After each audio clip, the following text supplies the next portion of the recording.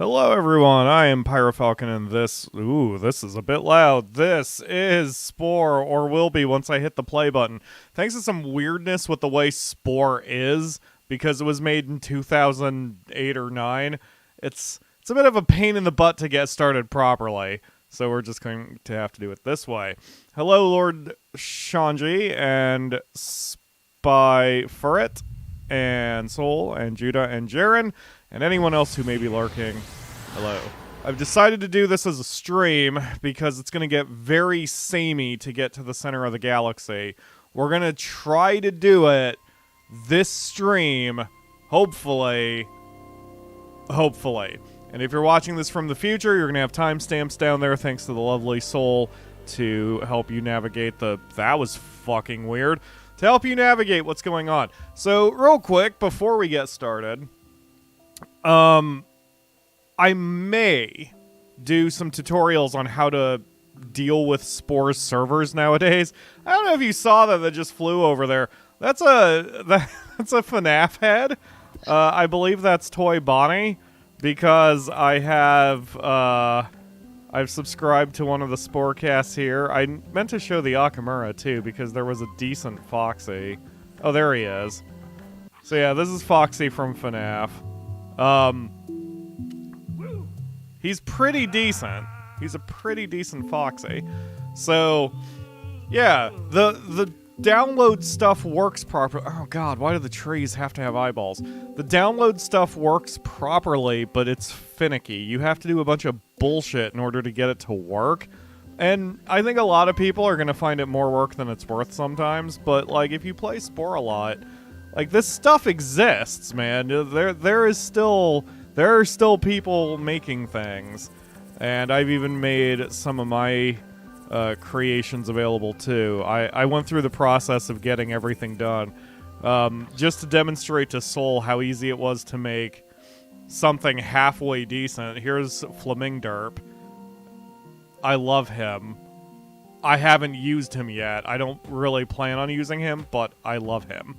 So, anyway, I might make tutorials on how to do Spore if there's enough demand. I don't know how many of you are actually playing Spore or how many of you are just watching me. But let's continue with the Pinkpunks. So, between the last episode and this stream, it's been a couple weeks since I recorded it, I believe. And I also went through every single planet and fully outfitted it with 3 colonies that are now fully defended.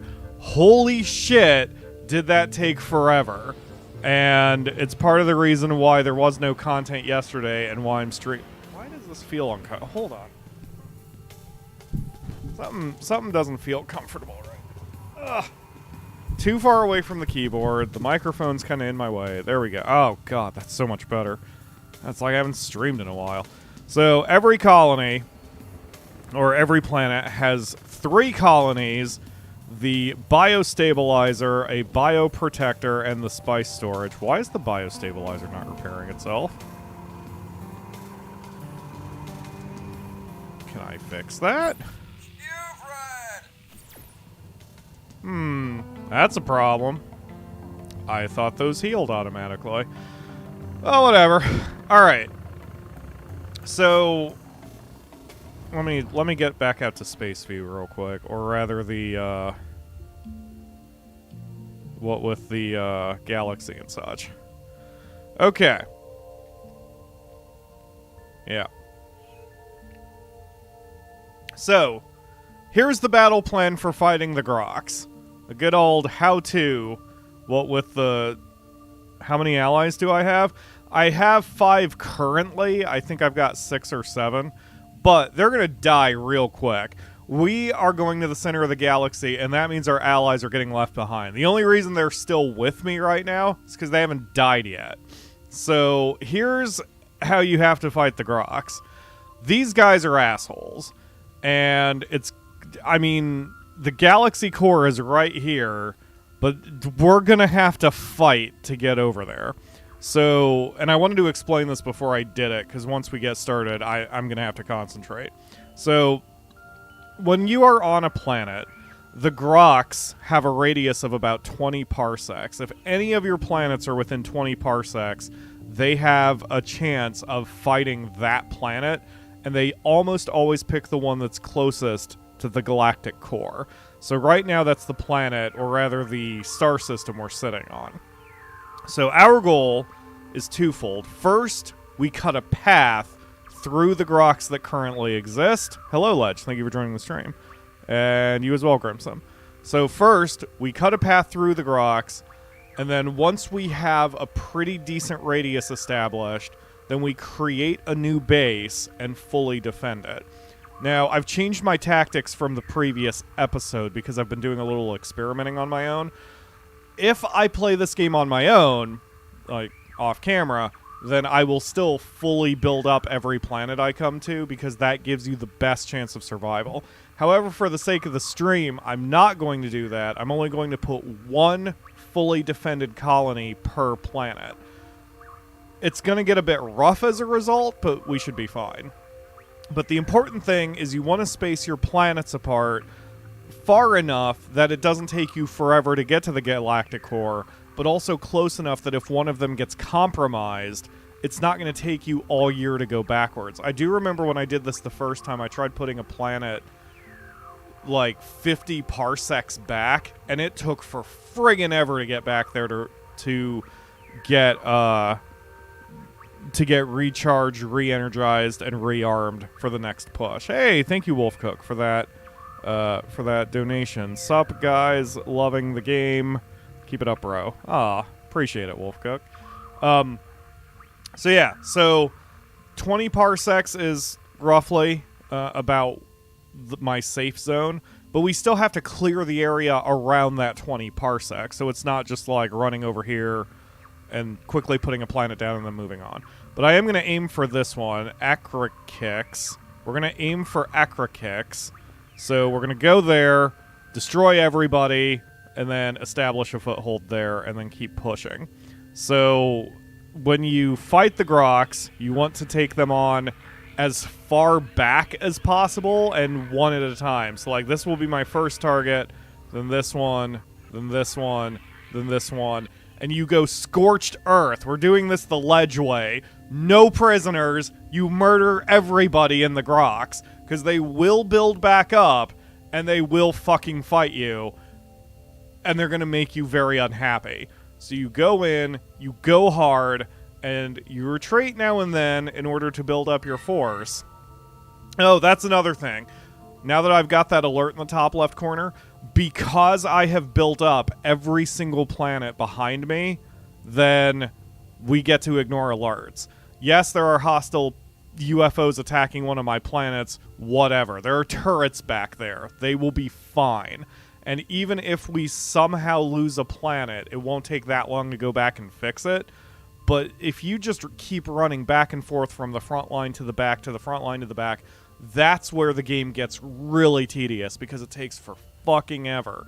So my recommendation, when you shoot for the center of the galaxy, build up all of your planets, even though it's expensive and takes a while, because if you don't, you're just going to find yourself running back and forth constantly for hours, literal hours. So fuck that shit. Okay, we're going to commence the first bombing run. So I'll show you why this is so quick and easy. Wow, we don't even have the best bomb. I need to fix that. So I'm going to also have to save every so often because there's going to be a lot of saving and loading, and God knows Spore doesn't like that anymore. So we fly in, we bomb the shit out of your stupid city, and then we get out. No money. Don't even worry about the money. It doesn't matter. What matters is going in, hitting the enemy hard, and then getting out. One of my allies is almost already dead. And that's why I don't bother with it. That's why I don't even bother saving them. Because they will die so quick. And yeah, I've got tools to fix them. I've got repair packs that I can use, but it's just not worth it. They're gonna die too quick. Alright. So, there's also an achievement I do want to eventually get. Oh god. Alright, they're starting to get a little crap kicked out of them a little bit. I mean, if you've got allies, you may as well take care of them, right? Where the hell is my planet? Oh. So this is why you want to keep them relatively close. Anyway, there's an achievement for completely obliterating the Grox, which, given the fact that they have about 2,000 planets when the game starts and they can grow, it's going to take you a hot minute if you decide to choose that particular achievement. I'm not going to do it with the Pinkpunks. Don't worry about that. But, I might do it on my own. I really need to get the best bomb. So, provided that you have the highest health upgrade, you can actually survive a bunch of these attacks. Yeah, 3 of my allies just went down. But you have to move quick because every time you move within space, if you touch any of the Grox's airspace, then they send another ship after you. I've got, I think, about 5 ships on me right now. It's just, I'm moving so fast, they don't get much of a chance to attack. Yeah, they're kicking my ass right now. Oh, they just picked up another planet. Alright, so I also have a shield, and that can cut me a little break. So I just activated my invincibility shield. Now we take down the Grox ships. Now, the reason I hadn't done that before is the Grox ships, or your shield disappears when you leave the planet. So, like, this is fine. But this is why I also always do cleanup afterward. Like, if I know I have to leave the planet and go recharge, I would rather use my shield time to take out the fighters, and that way, when I leave the planet, I'll be alright. Yep, okay, we're good. So, that's why I don't even bother with allies. Like, your allies are important when you're not fighting the Grox. If you're fighting other civilizations, then it's not so bad to have allies. Because if nothing else, then they can be some cannon fodder. But, like, if you run backward and get more allies every time an ally dies while fighting the Grox, that's also something you're going to be doing for the rest of your freaking life. So it's just not worth it. Okay, so this was probably going to be the last planet I'll hit for this first bombing run. The second bombing run is going to take much longer because in one of the previous episodes we already cleared out a bunch of the Grox, which is why I'm not having too many problems with this right now. Hello, Mr. Shadier. Thank you for joining the stream. We are bombing the crap out of the Grox is what we're doing today. Alright, so I'm going to win that fight, so I can just sit back. Alright, where was Acrokex? There it was. Okay. So this will be our new... Oh, God. Alright, fine. Well, yeah, shut the fuck up. We'll take you on. Like... If you can't even get to your target star system without being harassed, then you need to take out more bases. Because again, you don't want to spend all day just running back and forth to heal and recover and all of that. Alright. Good. And don't be afraid of death, because if you get taken out, you just respawn at the closest base. I'm gonna die. Yep. You just respawn at the closest base, and that's fine. That's why you want to keep your planets relatively close together. 20 parsecs, for me, is a good middle ground. Because if you're further than 20 parsecs apart from each other, then it takes way too long to get reestablished. Alright, so we have done what we needed to do. Because I think I can reach Herakix without a problem. If I don't trigger an attack, then that's good. Okay, no attacks. Good. So we're going to come down here. This planet apparently doesn't have any spice. That's weird. Alright, well, we'll take the planet that does. So, I've currently got enough stuff that I can fully build up the planet. I could even have 3 colonies. If, again, if I'm playing this on my own off camera, then I will fully... Am I wearing my shirt inside out? Oh my god. Guys, I just took off my shirt. Are y'all turned on? I cannot believe I've had my shirt on inside out this whole time. I thought the buttons felt weird. Holy tits.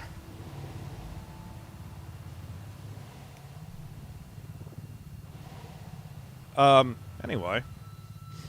So, if I'm playing this on my own, I would build up all 3 colonies, but it's just not... It's gonna take so long to do that. So, instead...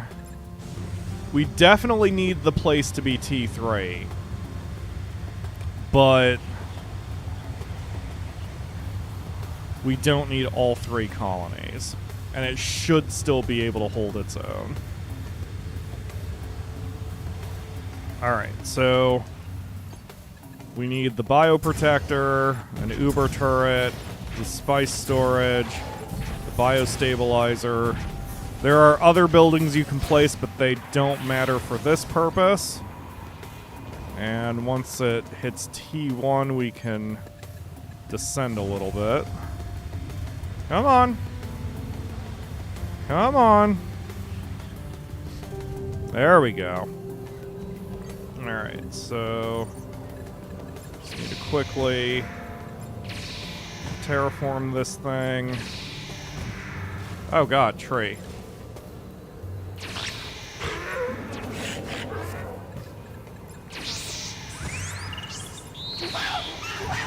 Okay, and then more hot cloud seeder. Come on.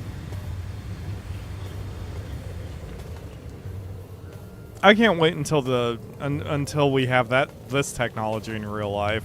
I mean, forget that it's physically impossible, but if we could terraform Mars in about 5 seconds of work, that'd be great, you know? Alright.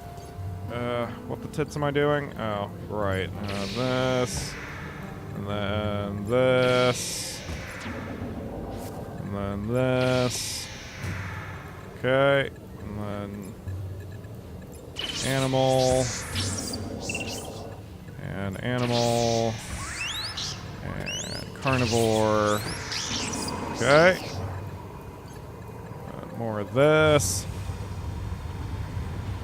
But yeah, this is basically all we're doing, and this is why this is gonna get real samey. And why I'm not gonna do this for every single planet in a star system.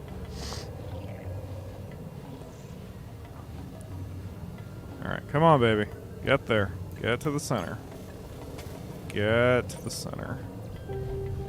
Okay. Grass. Bush. Tree.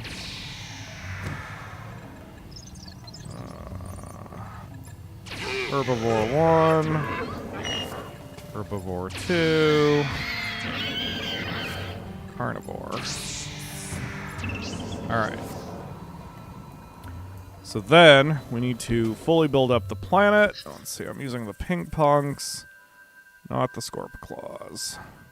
Doesn't matter what you use for your house design. But I go for consistency. Pinkpunk. I wish you could set a default, though. That'd make this a lot quicker.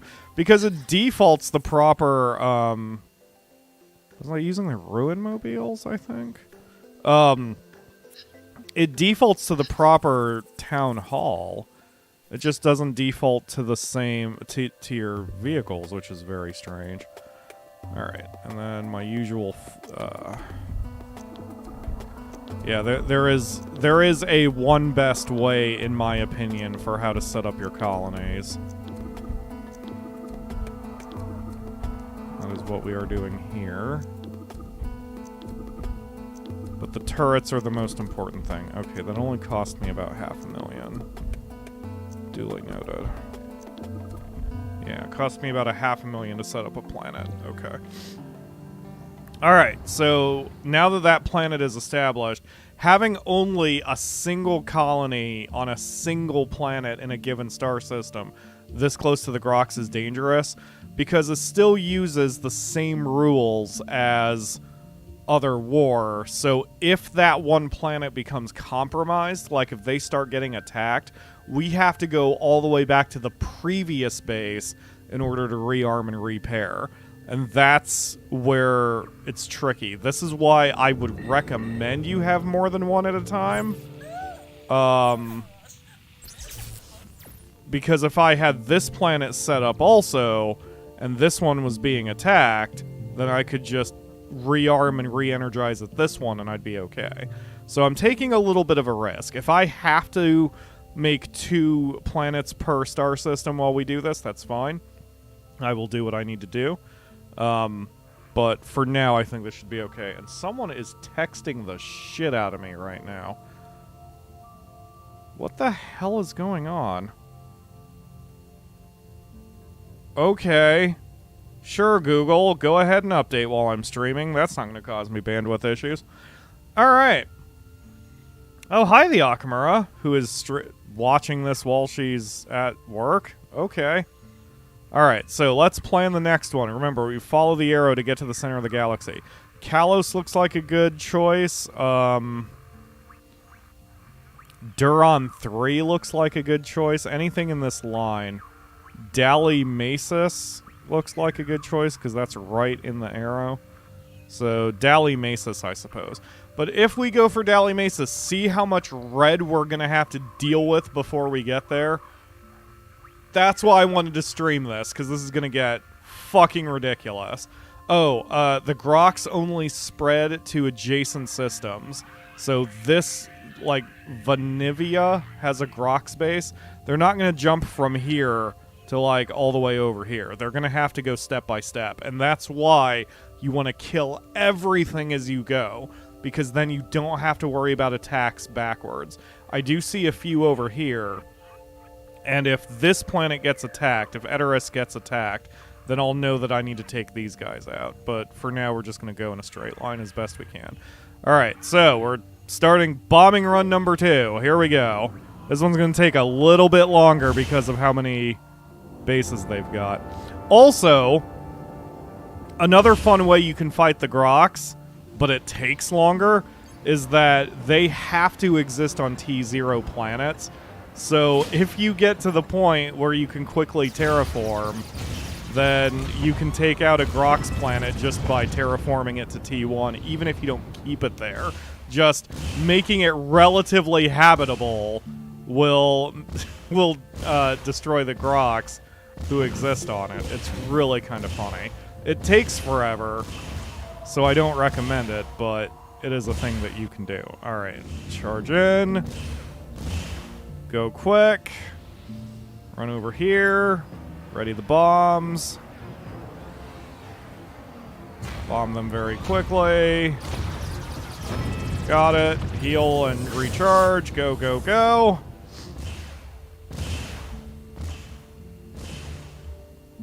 Man, it looks like I'm going to have to fight them if there's at least, or if there's 3 ships. Any more than that and I'll get the crap kicked out of me. Oh god, there's 3 planets in this sector. Alright, energize. And we'll take out their fighters. Yeah, they're hitting me with 4 fighters. This is also why having repair packs and energy packs are so helpful, so you don't have to run back and forth so much. Alright. Remind me to get the best bomb possible once we get out of here. Oh my god. Wow, even the turrets have that much health? Oh god. Alright, so you guys get out of here.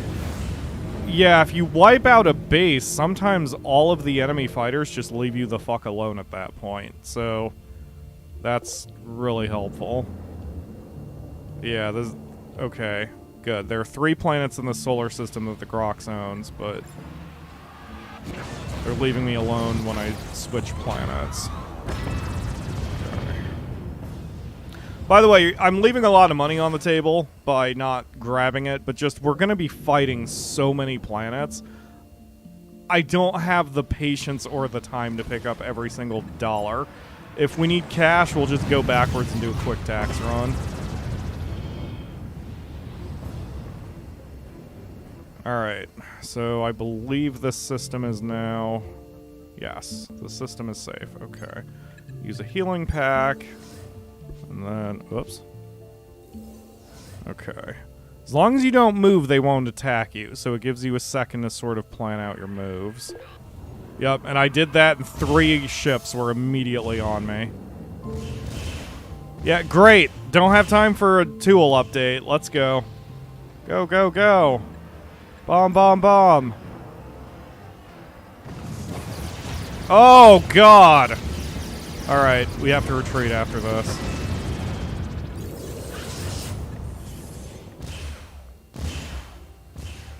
I may go down, in fact. Yup, yup, yup, yup, yup, yup. Go, go, go, go! Go, go, go! Yes, okay, they don't follow you all the way back to your base. So, there we go. Okay, repair, recharge, trade. Let's buy some more packs. And can I afford to get the bomb from you? 2.4 million. Nope. Unless we go do a tax run. We'll have to do a tax run anyway after this next, like, before we post up, so it's, I mean, oh my god, that is so many ships. Alright, go, go, go. And my shield isn't recharged yet. Like, they don't make this easy, but, and this is a little intense, but it's also a little boring, and that's why, you know, when you play Spore, you should play Spore how you want to play Spore. I've tended to try to get... Oh my god, that is so many enemy ships on me. I have tended to... to try to get to the center of the galaxy with every single, creature I make, and that's just exhausting. Alright. Heal. Heal. Alright, and bomb. Yeah, I'm just gonna ignore those turrets. Whoop. Are you attacking me? No. Okay. Holy crap. Oh, I am being attacked by one. Oh, that's fine. Alright, let's hit this one next. Oh, God, never mind. Retreat. Fucking retreat!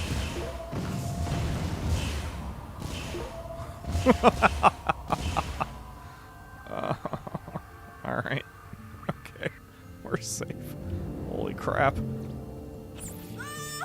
I think there's nothing else I can do, either, because other than the big bomb... I don't think there's anything I can buy to help me. I mean, the Mega Pack, but I don't have... Or the Health Mega Pack. I don't have that option yet. Oh no, I can get more health. Oh gosh, okay. Well, we should do that then.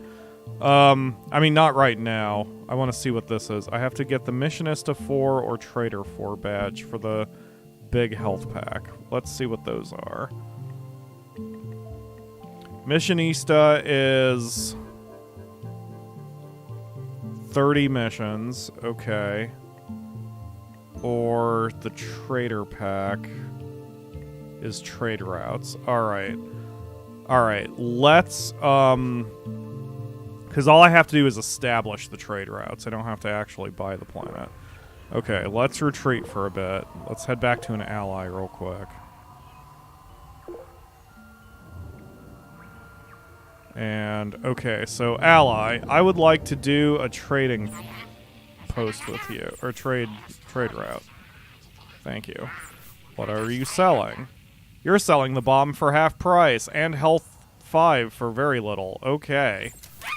And this is why having allies is helpful sometimes. Alright, let's head over here. And we'll establish a trade route with you. Whoops.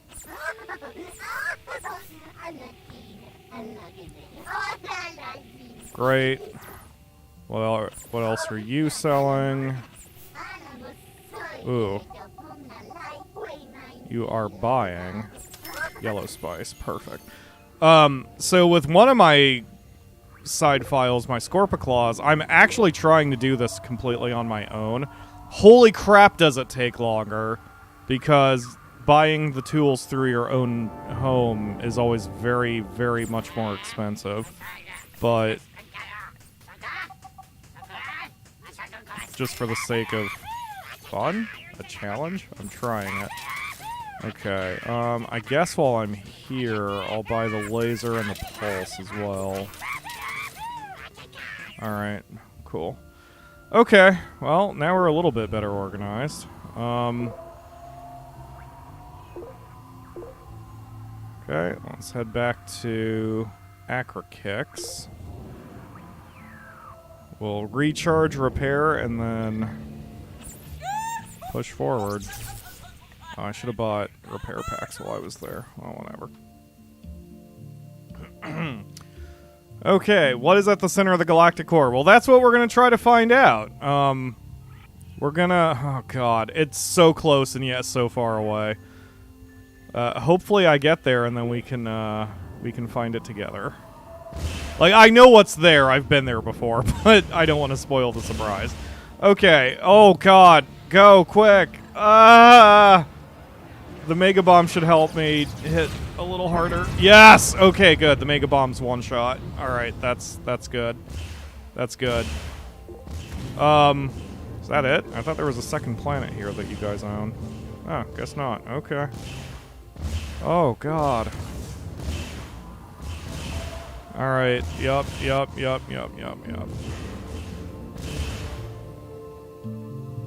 Activate shield, and now... missiles!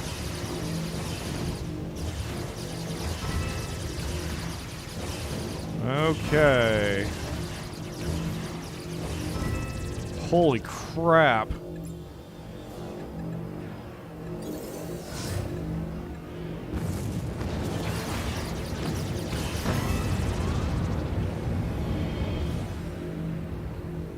Yeah, so this is going to be really samey. The nice thing is, your save file is a single galaxy, so if I'm chasing the achievement to wipe out the Grox, this is helping all of my save files.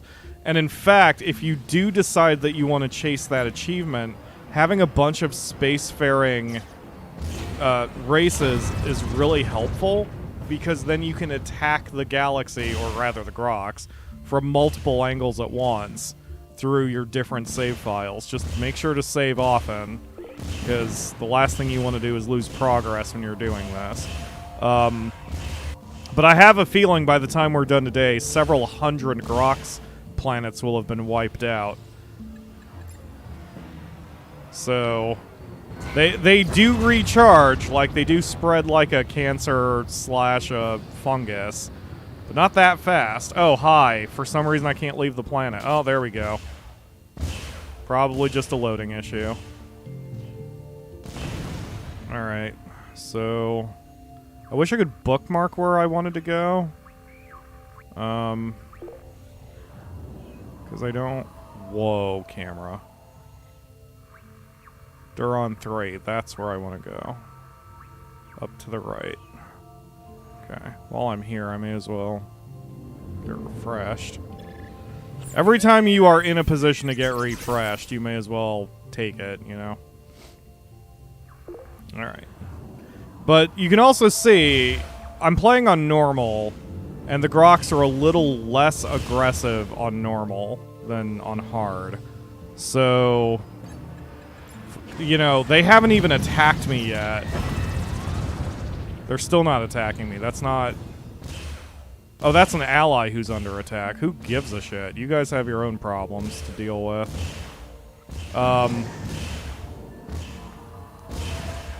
Yeah. Yeah, things are getting a little dicey now. Just, there are so many planets in this section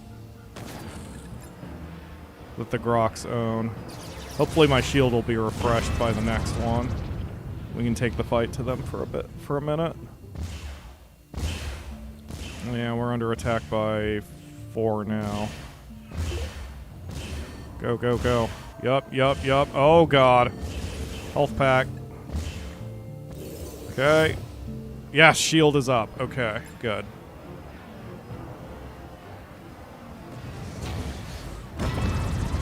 Alright. Shield activated, and now... Come on, bring it.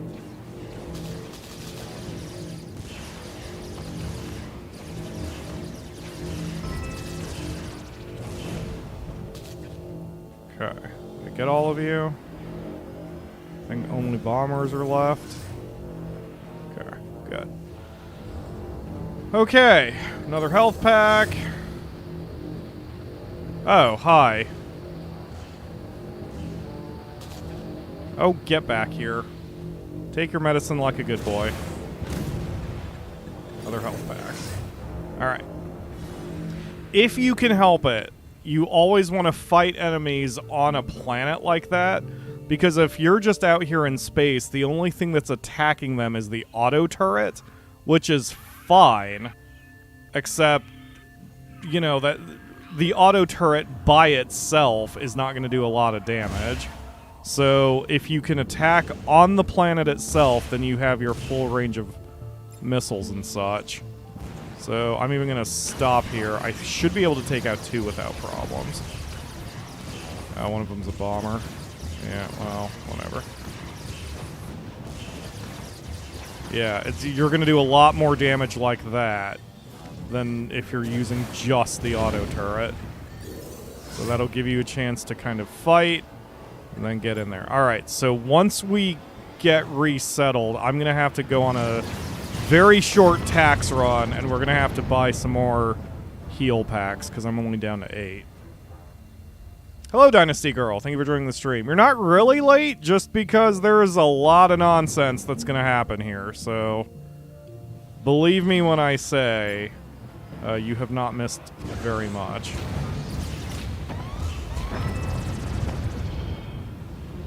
It's always good to find a star system where there are multiple Grox planets, because you can take out all the planets without being harassed between each one.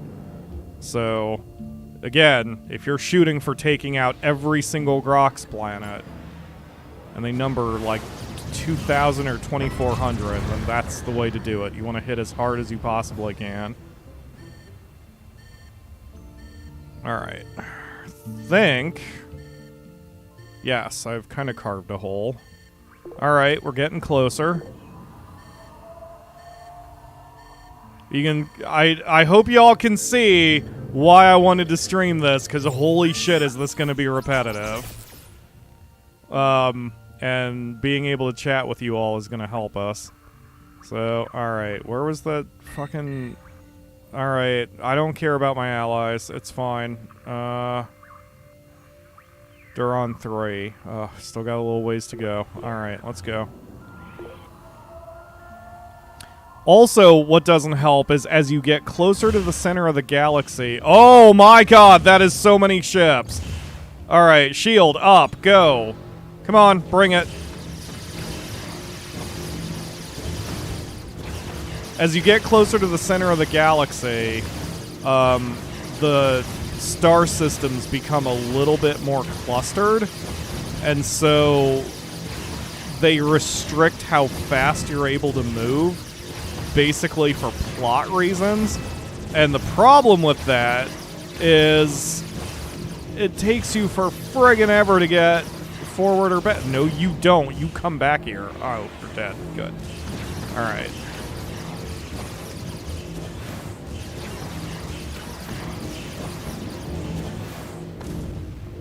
Okay.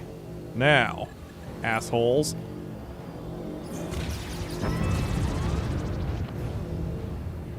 Holy crap. Okay. Anyone else? No? Good. Fuck all of you. How long would it take to make friends with the Grox? It actually takes a minute. There is a special achievement. Oh, Jesus. There are so many planets around here. Now I don't have my shield to work with, so I'm going to have to move quick.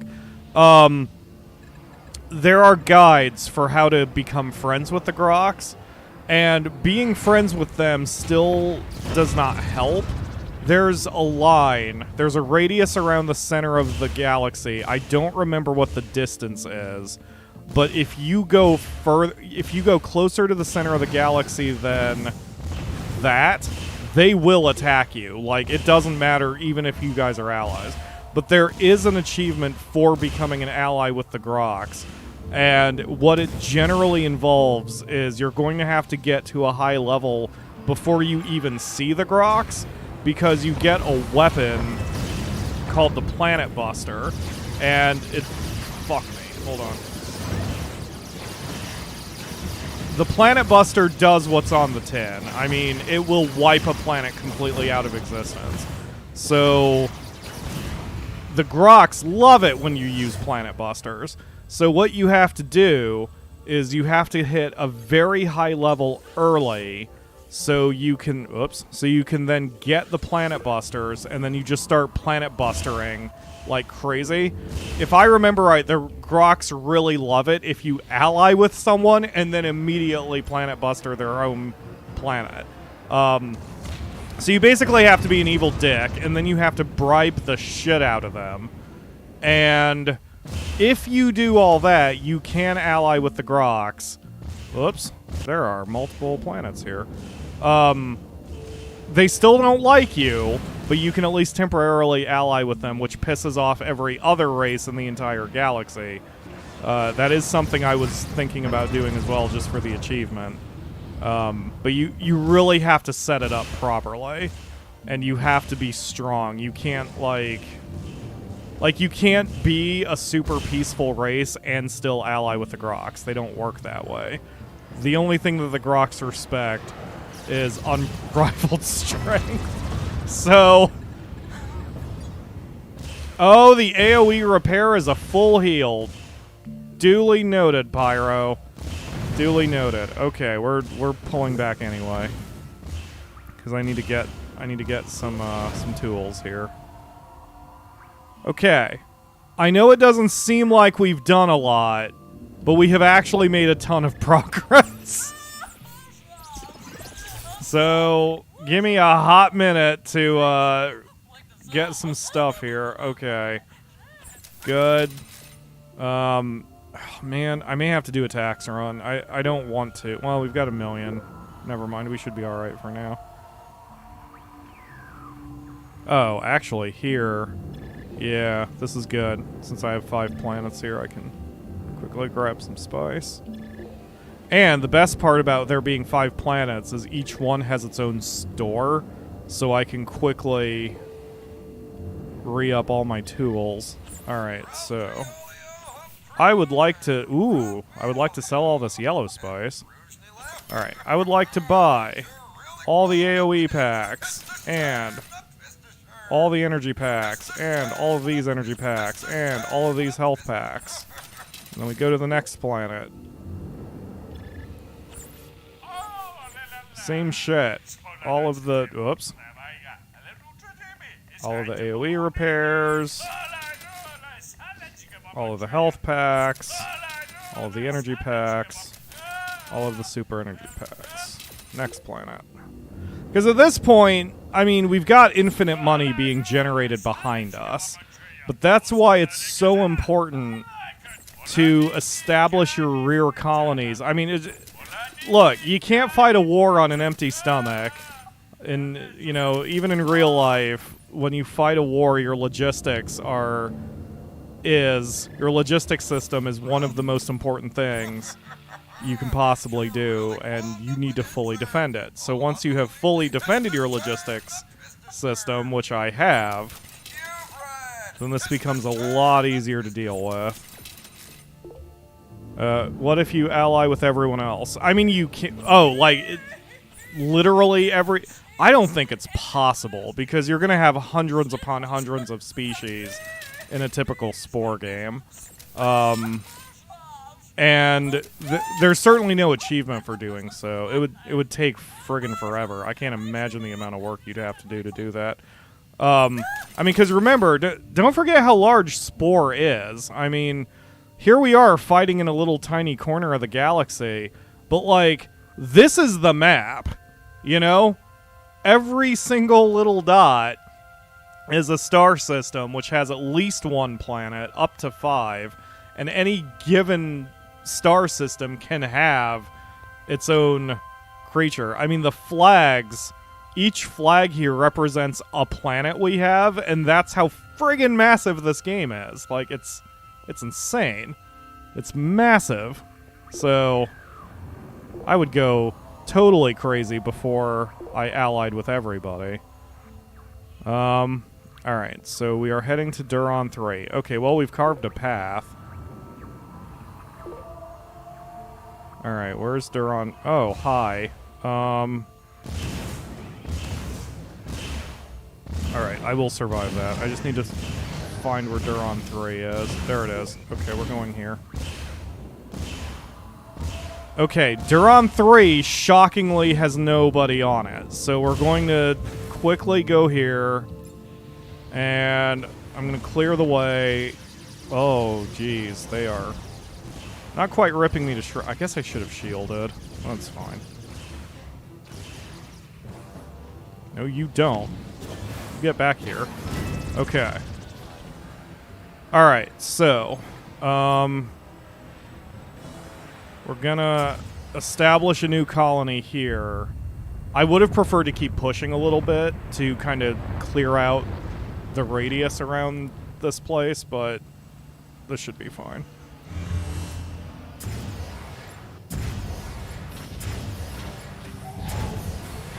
This thingy that I just put down, the Uber turret, that is the most important building for a frontline, you know, a frontline planet, especially against the Grox. You need the Uber turret. The Grox are attacking a planet. Okay, that's fine. We're going to leave it alone.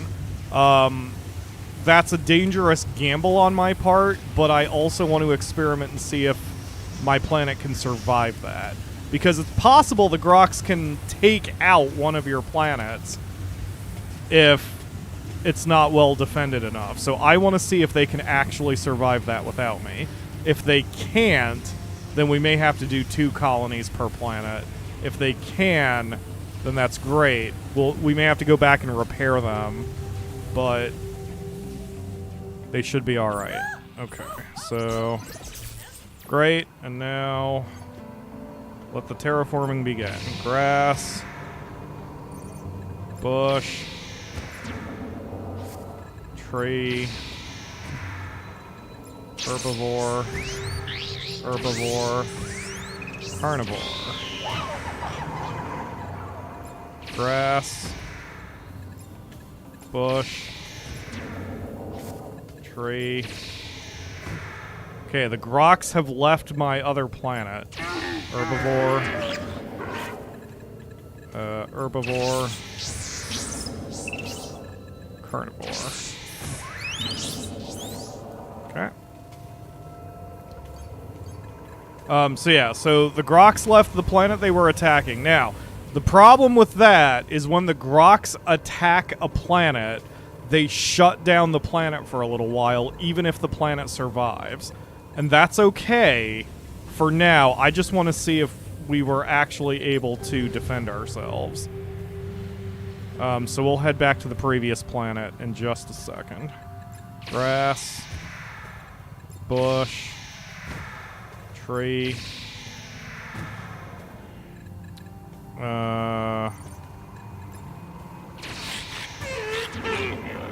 Herbivore. Herbivore. Carnivore. Okay. And then let's slow this down so I don't accidentally undo my work here. Okay. There we go. Oh god, I almost left without actually building up the colony. That would have been bad. Pinkpunk.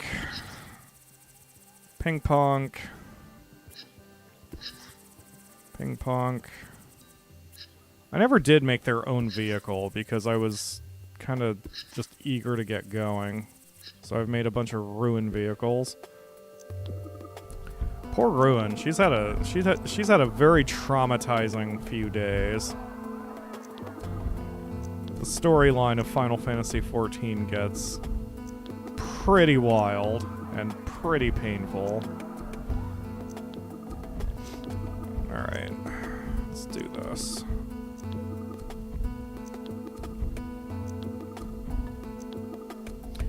Okay, now we have another planet established. So we're going to get out of here, and we're going to go check on the previous planet.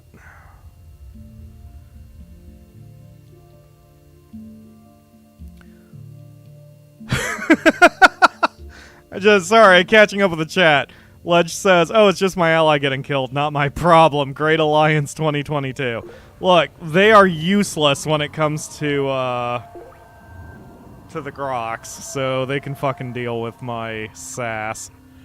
Alright. Okay, so the planet did survive.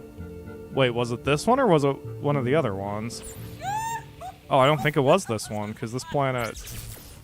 He's actually talking to me, so this planet isn't shut down yet. Maybe it was the one before it.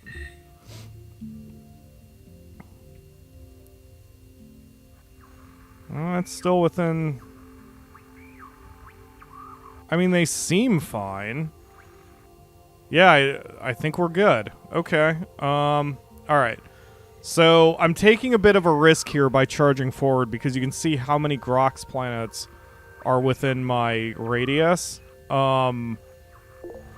Which highly increases the chance that they will attack my, my forward planets, but I think we're gonna be okay.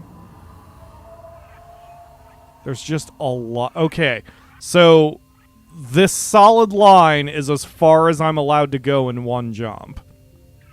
And the dashed line here is my sensor radius, which is always 20 parsecs. So they keep shrinking my engine as I get closer and closer and closer to the center, which is obnoxious. But, I mean, it's just one of the rules of the game and what we've got to deal with. So, let's plan...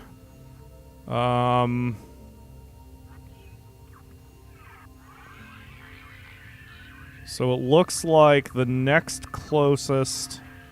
Yeah, that's the one. Icodon, or Ikeon. Can someone write that down for me in the chat, please? Wait, what am I talking about? I've got my whiteboard.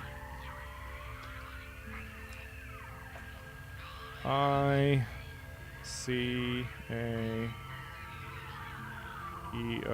Okay, so that's going to be our next target.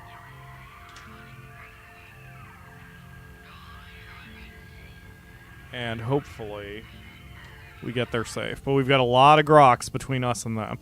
So I like using this completely overhead view. And then I want to take out every Grox planet in the... Come on, game. In the direct line. So that's even a few of these back here that we need to take out really quick. These I'm going to leave alone. But these need to be taken out. Because otherwise it's going to be a little too dangerous to traverse. So this is going to be a long bombing run, but here we go. I mean, and this is how you have to do it. If there is a quicker way to do this, I don't know of it, unless it's just go. And certainly just go is a valid strategy. That's where you don't even worry about this shit. You don't take them down. You just go. You still need to establish bases every so often so you can recharge. But you don't bother fighting. And... that's fine in the short term if all you want to do is get to the center of the planet, but or the center of the galaxy. But if you want to actually hold the route, then that's not going to be good enough. You have to be able to take out the Grox at the same time. This is rare. They don't usually put multiple cities on the same planet. But that's fine. Why can the Grox go to live on T0 planet? Is there an ability that allows you to do that? There is not an ability for you as the player. The reason the Grox can is because they're part machine. Like, if you are familiar with the Star Trek lore, then they are like the Borg. They are these cybernetic organisms that, okay, well, if you're gonna chase me, then I guess I'll fight, assholes. Their appearance is even very Borg-like, where they have cybernetics attached to their eyes and their legs, and I think one arm. So they are basically machines, and so they don't like life. Their entire existence is to eradicate life, and that works for them as well. Oh, here, I'll pull up the communication panel real quick. So yeah, you can see he's got a thing on his eye, he's got a thing on his arm, he's got a thing on his leg. If he stops screaming at me for a hot second, you can see he's got machinery around his body. And they do have a special setting in their... no, don't leave. Oh, tits. They have a special setting in their programming, so like they are hard-coded to be like this. So there's no way for the player to do that. Apparently mods have been attempted, I guess, to allow it to happen, but like, again, they're hard-coded. Like, it's in the coding to allow them to have special features like that. It'd be kind of cool if we could, since most planets in Spore are T0. But, yeah, it is what it is. Alright, go.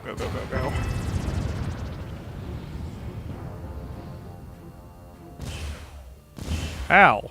Ow. Okay. Okay, guys, could you stop shooting me right in the butt? I'd appreciate it. I'd appreciate you not shooting me. Oh god, the planets are... Huh. Like, all of these have had 2 cities on them. Maybe they get thicker as we get closer to the center. Okay. Alright. Come on. Come at me. I'll take you on.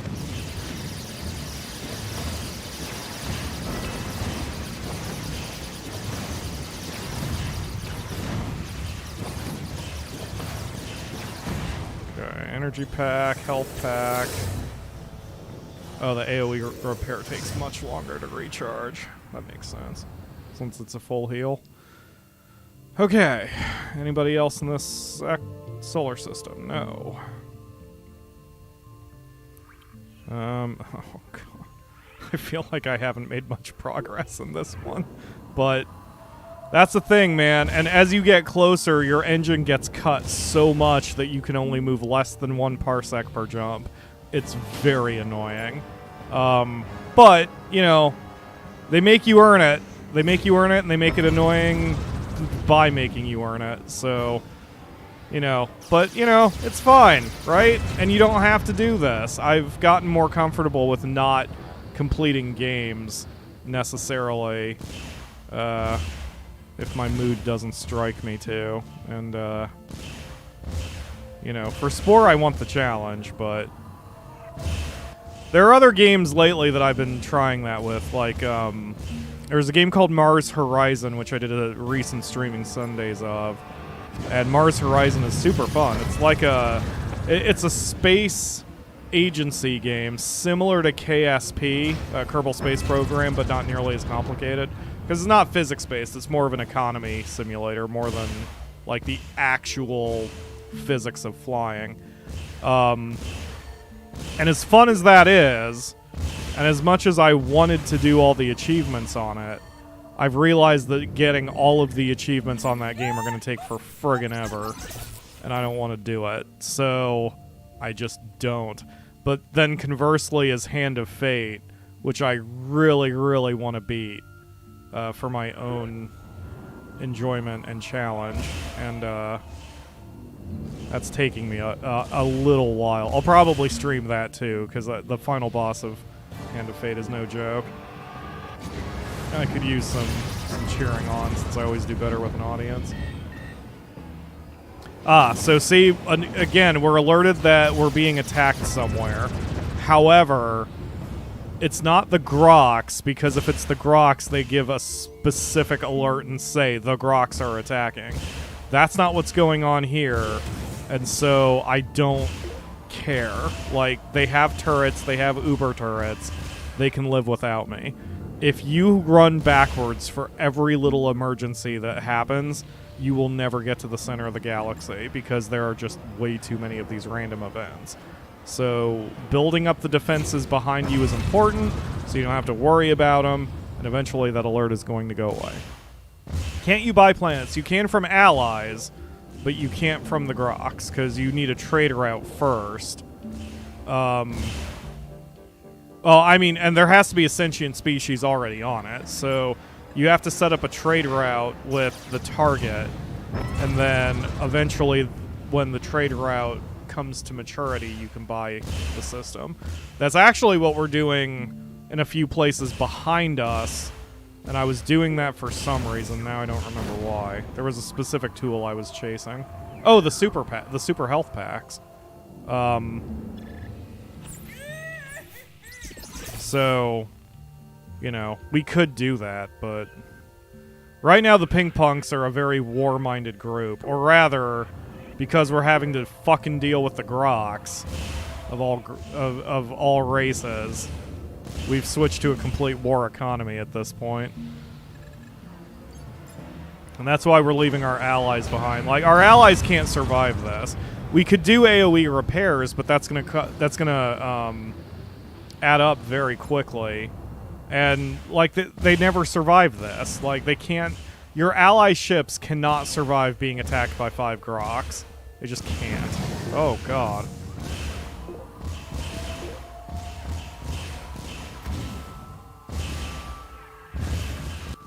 Man, just trying to navigate enough to be able to get to the center is annoying because of the restrictions on your engine.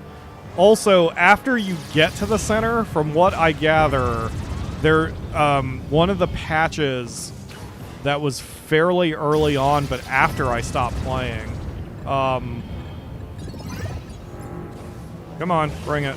One of the patches changes it so after you get to the center of the galaxy, your engines don't restrict you quite as much. And part of the reason they did that is it turned out there's a glitch, or a bug, where there's one particular star system that is out of range for your ship, even at fully upgraded. So it was discovered that you could never completely destroy the Grox. So they changed that, so now you can reach that star system, but you have to have gone to the center of the galaxy first. So, you know, and that's why I'm going to have to do this with probably my Scorpiclaws too, because I want the Scorpiclaws to help out destroying the Grox. Oh my god. My radius is so restricted right now. And so they're going to need to be able to get to every star system.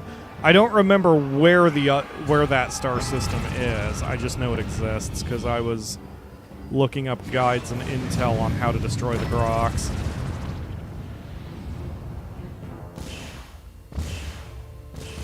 Alright, yeah, wow. Oh, our health is holding. Alright.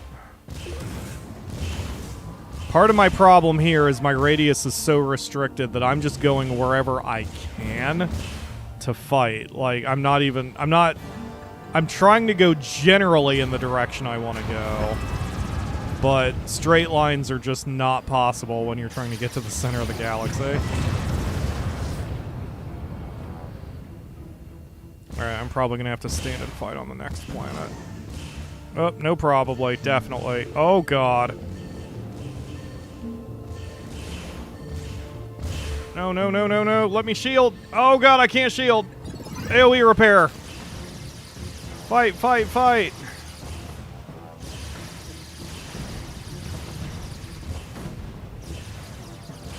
Wow, they took down half my health that fast. Alright. This is also why having friends and lots of planets close to the front is important, just so you can grab those packs and be out in the field much, much longer. Because running back and forth is not fun.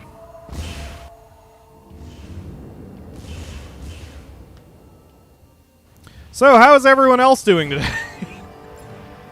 Now that I've pretty much expended all of my commentary I had planned, hopefully you guys are doing well. I've, for my nerd update, I've started Assassination Classroom again. A member or former member, I don't know what he considers himself at this point, but a former member of the community is a huge Assassination Classroom fan and has really pushed me to watch the series in recent years. And I think I watched all of Season 1 and like half of Season 2 when I tapped out last time, so I'm trying again. But I don't know. There's something about it that I just don't, that I'm not into, and I don't know what it is yet. But that is an anime series I'm trying to force myself to get through. Oh, jeez. Okay. You know what? Let's retreat, because I was taking too long to figure out what I'm doing. See, look at how little... Like, I can't... Yeah, I can't really move very much because of the restrictions on my engine, and it really sucks. Remember, the overall goal is to just cut a path so you can get to the next star system that you're aiming for without triggering a fight. If you trigger a fight, then that means you need to take somebody out. Like that? Okay, so these two planets need to go. Got my shield ready? Okay, good. Because there's a lot of enemies coming at me. If I remember right, when I did this the first time, I didn't have the shield, and I have no idea how I got through this without the shield. Because that's fucking ridiculous. Assassination Classroom is a tearjerker? Really? Huh. I would have never expected that particular descriptor of it. That's interesting.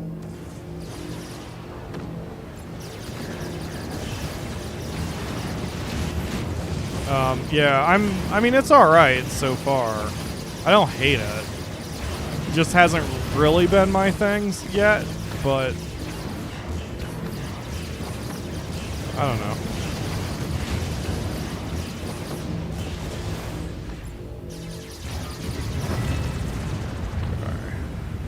Not done with you. Get your ass back here.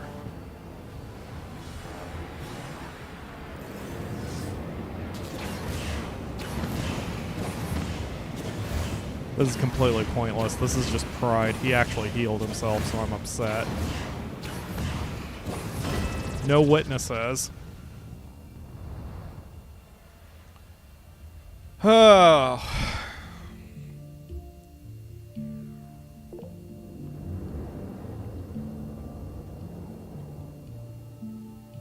Very much so I cried. That's interesting.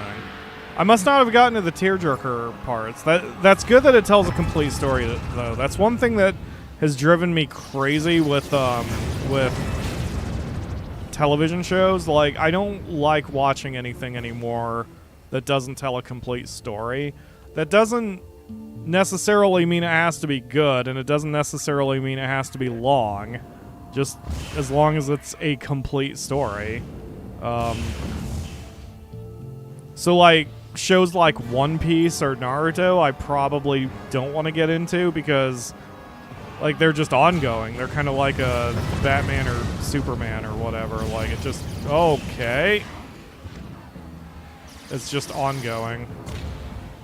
Which, I get it, in a sense, but also...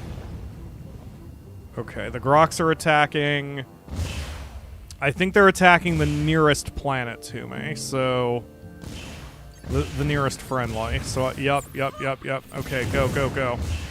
So we're gonna help this planet, but I think they should be okay without me.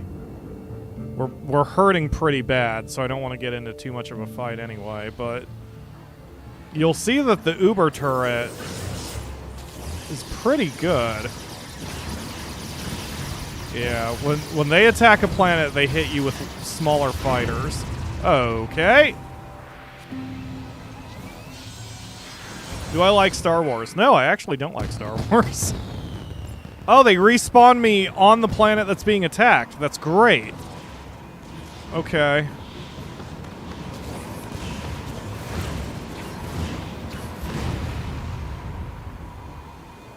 That also reset all of my tools, so my shield's ready.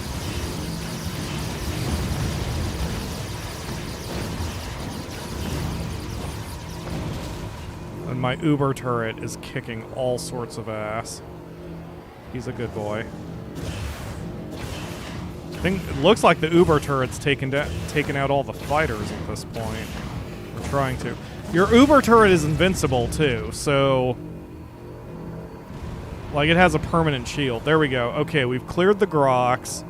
Let's see if they've done any permanent damage. Nope, they chipped away at my bioprotector and my biostabilizer, but that's it.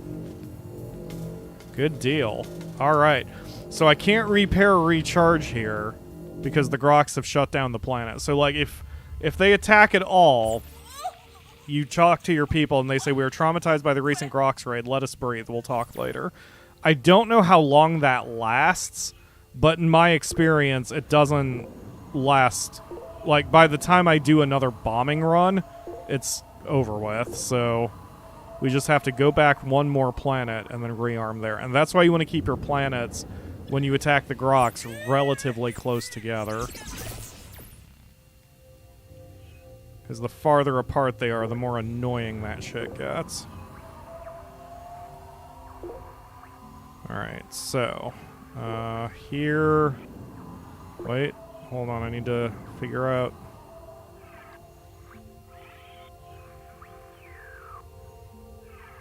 I see on, okay. So we need to go, just need to follow the arrow for a minute, okay. Oh, you want a piece of me? Alright, fine. I thought I was out of radius for you, but alright, bring it, asshole.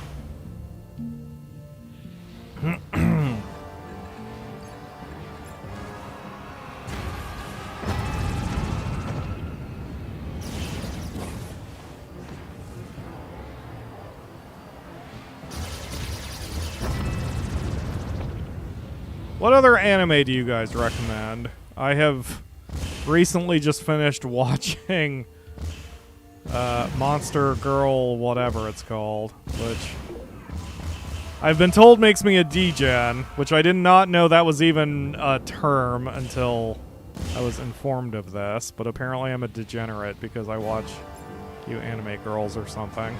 So, hashtag not a pervert or whatever? I don't know. I don't care anymore. Ow! Stupid Grox. Come on, take off. Thank you. I finally got through Sword Art Online as well. Well, no, actually I didn't. I got through seasons 1 and 2. I never did finish watching season 3. How in the hell do I get over to that one? Oh, like that, I guess. Oh, jeez.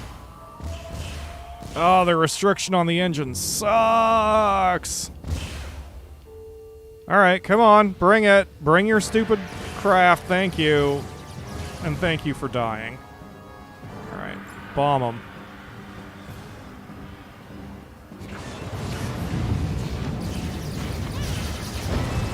Whoa, really? I was not keeping track of my health well enough then. Do I like romance? Not particularly. Okay. Because the, most anime romance gets a little samey to me. The last one I really watched, if you count it as Girls Bravo, which I thought was pretty decent. But, yeah. Ooh, okay. Like, the romance elements in Sword Art Online drove me insane. Like, I get that they were kids, so that changes the That changes the formula a little bit because kids are stupid. I shouldn't say that. That drives me crazy when people say that. But like teenagers don't have the same mentality when it comes to romance and such that adults do. And I guess I've outgrown it or whatever, so. If I could remove anything in the game, what would it be? Were you the one who asked me that last time? I can't remember. I can't remember if you asked me that. But my semi-taking the piss answer is I would take out the janky code, which is not the spirit of your question. Oh my god! These bombers hit really fucking hard.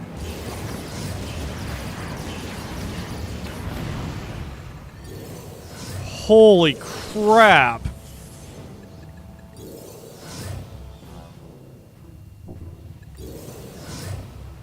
Wow. Okay, yeah, I should not have stood toe-to-toe and fought with bombers. Damn. Anyway. I would have taken out the janky code. But, that said, what would I have taken out of the game? It's funny because with Spore, I would have added more rather than take anything out. Like, I think Spore is a fine game as it is. It just needed, like, some UI help, and it needed some, you know, some feedback for some of the stuff. Because, like, what's in is fine, just parts of it are executed a little poorly.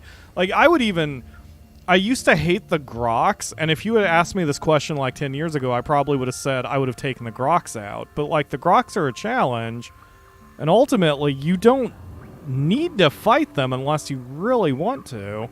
So, you know, I'm even fine at this point with the Grox. I just... a little bit of help with certain parts of the game to make it less annoying would be good. Because I don't like being annoyed, and there are parts of this game that are very annoying. Not challenging, annoying. Okay, you see we are carving a path. This is what we needed to do. Alright, so... Iceon is there. Okay. Alright. Oh, God. Like, even this, as annoying as the Grox are in general, the idea that you have to cut through such a large area in order to get to what is ultimately your lore goal, I don't have a problem with that anymore. Like, this is a challenge. This is a war of attrition, and you don't have to do this to have a complete experience in Spore. That is so many enemy ships. So many. Come on, bring it.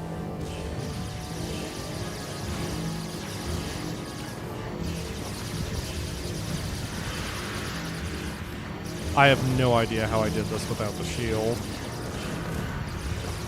Like, this is absurd.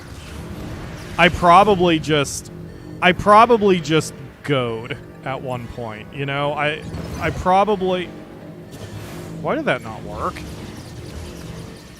I used the AoE heal and it didn't actually heal me? Was it because I was in motion? That's a problem.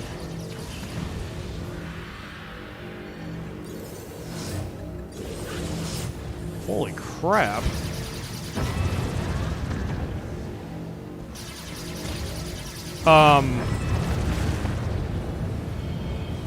Okay. Okay, what? Oh, maybe the AoE repair doesn't work if I'm shielded.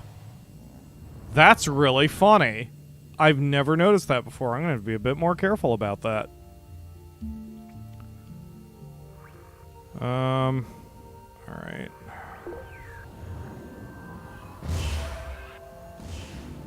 So many enemies. This is why you can't have allies. Like, it's just not worth it. Because you make one move and you have 7 ships on you. I don't think I'm going to get out of this one without dying. Because I've got, like, there are too many enemies on me and my shield is not recharged.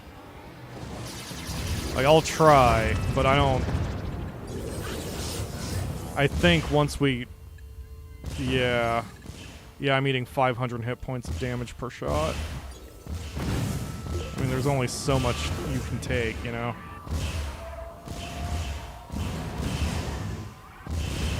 Yep, I'm getting the crap kicked out of me. Oh, I can use my my AoE repair out in space. That's good to know. Did not know that.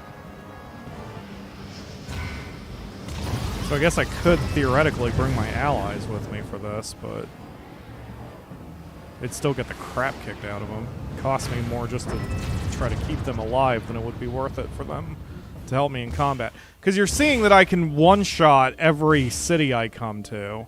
So it's just not worth bringing an ally who's going to die immediately. I am going off track right now. Like, I'm moving too far to the relative east. Starboard, I guess.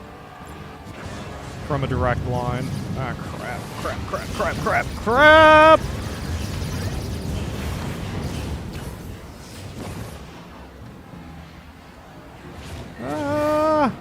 The Grox are attacking. Oh no. The good thing about the Grox attacking is they can only attack one of your planets at a time. They can't mount a war against you like you can against them. Oh god. Yeah, I am way off track. I'm actually not fully sure where I am right now.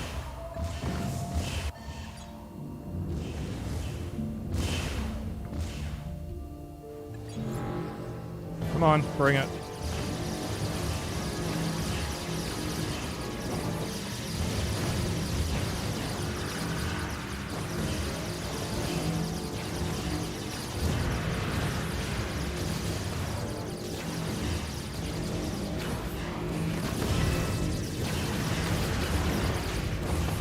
Can't you have a fleet of your own ships? Nope. Press the tilde to help you recover, regenerate? What's tilde? It's not the cheat console, is it? Oh, that's pause. Got it.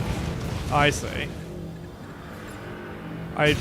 Wait, so you can give commands while you're paused? I guess it's never occurred to me to do so. This planet has purple spice. This one might be worth taking over. Although, maybe not. We have enough of an economy back in the rear planets right now. I never knew I could pause and heal. Okay, give me a second to try to figure out where I am.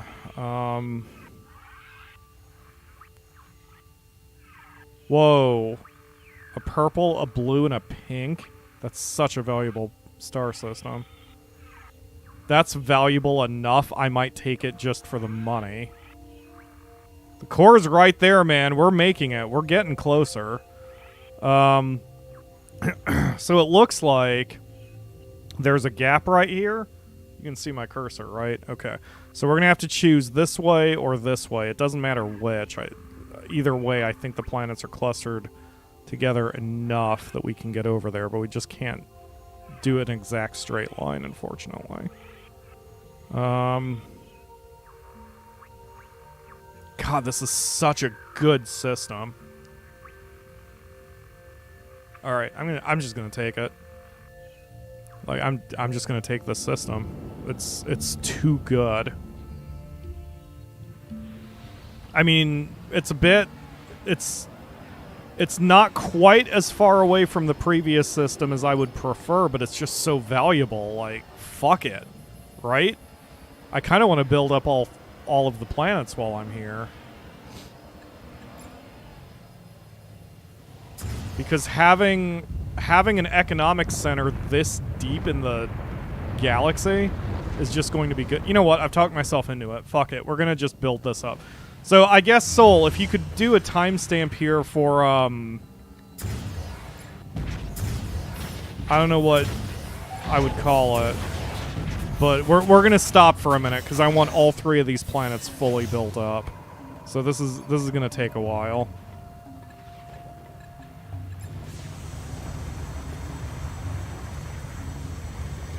but you'll see how long the entire process can take. Like, it's not going to be an excessively long amount of time, but there's a reason I'm not doing this for every single planet we come to. It's also going to take me about 3 million for each planet. So, like, we're probably going to have to do a tax run.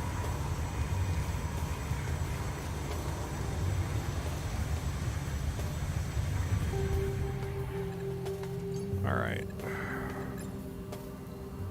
Grass.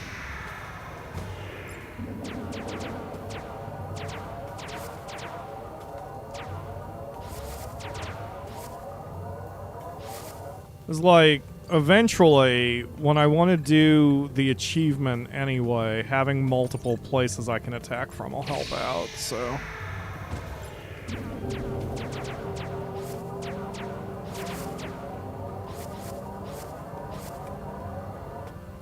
Alright, and a tray. And... herbivore...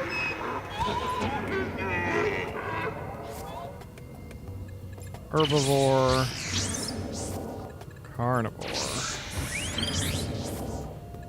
Okay, grass, bush, tree, herbivore, carnivore.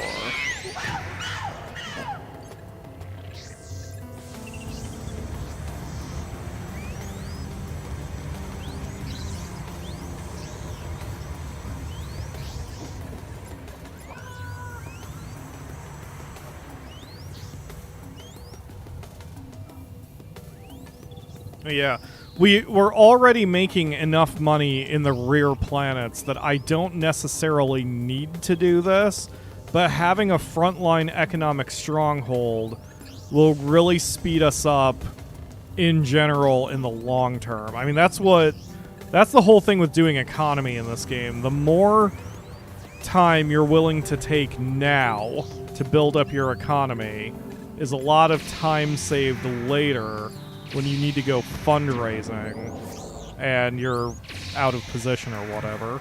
So everything just becomes a time calculation. Like, how much time are you willing to spend to get your planets built up the way you want to get them built up? And when it comes to purple spice, you generally, like, just about... Oops, that's the Stumpy Claw, Scorpiclaws. Stumpy Claw. Ah, Stumpy Claw is a good name for another... For an eventual race that I make. Pinkpunks. Rains. The Ruinmobile, that is, and the Rain Trade Airship. Okay. Okay.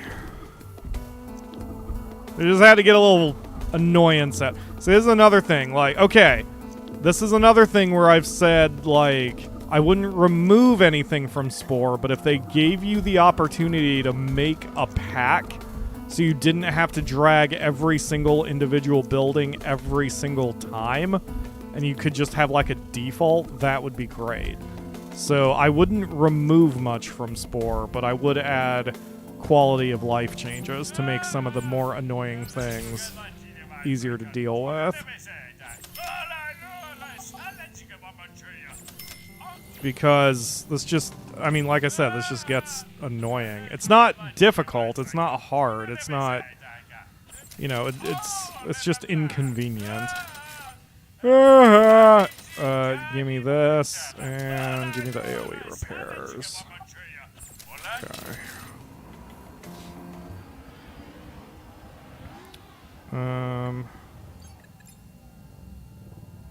Boop. What I mean by using tilde, you not only can pick whichever target with much greater efficiency, but also regenerate your fuel health while taking no damage. That's fantastic. That's like... I never knew you could pause and do that stuff, so... Good tip. I do appreciate that. I don't know why it's never occurred to me. I think because during the space stage, I just kind of assume that it's more like a like a real-time, not even real-time strategy game, but like just a real-time game, a real-time combat game. It never occurred to me to try to pause to give orders before. That's really smart. And Dynasty Girl has been cooking pho, which is awesome. I've always wanted to try pho and have not tried pho yet. My city is apparently undergoing a bond measure to be voted on, I guess, next month for a redevelopment project in what is essentially across the street from me, because we've had 2 strip malls there. Strip mall might even be a little too generous, but we had like a Kmart. The Kmart was the center of it, but then it also had a Radio Shack, and there was a Sherwin-Williams paint store, there was a grocery store, and basically it's now just a ghost town. Like, the only stores left are the Sherwin-Williams paint store, no idea how that thing has survived, as well as a Family Dollar and a Donato's, which is a pizza place. So, like, that's all that's there now. So there's this massive building that's just decaying. The Kmart even was destroyed. Like, it was leveled because no one was using it. I only bring this up because, like, the redevelopment project is implying that they want to get more restaurants, which Xenia does not need, but they want to get more restaurants. And I would love to have more options for Asian food if they actually did it. Like a place that sells authentic pho, for example, if that was a thing. I would freaking love it if they did that. They also want to build more houses there, which I don't know how the hell that works. I mean, to do both. Where? How do I get out of here? Jesus! Getting the shit kicked out of me. Hate the engine restriction. See, again, okay, that I would take out. I would take out the engine restriction, or I would allow, like, I would not make it that bad, or, like, I don't know, fucking let me have a tool that lets me temporarily get it so I don't have to do that. Like, I understand why they did it. They did it because if they didn't restrict your engine, it would be way too easy to just go and get through the Grox to get to the center of the galaxy. I get it. I understand why they didn't do it that way. However, sometimes it's just a little too restrictive. Oh my god, okay. Like this shit. And it's also very hard to see where you are in space due to... Alright, the overhead view is helpful. There we go. Okay. Holy crap, that was annoying. But... whatever. It's not that big of a deal. All of my changes I would make to Spore would be to make the game less annoying. Not less challenging, less annoying. Alright, we're gonna head relatively back so we can do a tax run, so we can keep building up that planet. What? No, I don't want to buy your stupid system. Find a nice Vietnamese food restaurant. Yeah! Thank you for telling me that. I was trying to remember. My brain was like, it's Thai food, and then I'm like, it's not Thai food. Wait a minute. What, you know. Took me a second on that one. I don't know if Dayton has a Vietnamese food restaurant. I would love it to. I'll have to look into it. I've talked that, we finally have a sushi place here in Xenia that gave me a frickin' life-altering sushi experience, because it tasted way better than I thought anything ever would. It was incredible. So,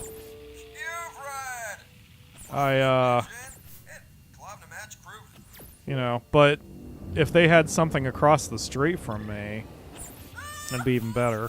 Right now, across the street from me is a Mexican place, which is fantastic. But, like, more options is always good. Okay, where's my next planet? There it is. I'm gonna need a few million to get everything I need to get right now. I didn't want to do this. Like, I didn't want to stop dead just to build up a solar system, but that one is way too good for me to not take advantage of. Let's see. We need colonies. What am I missing? Repair packs.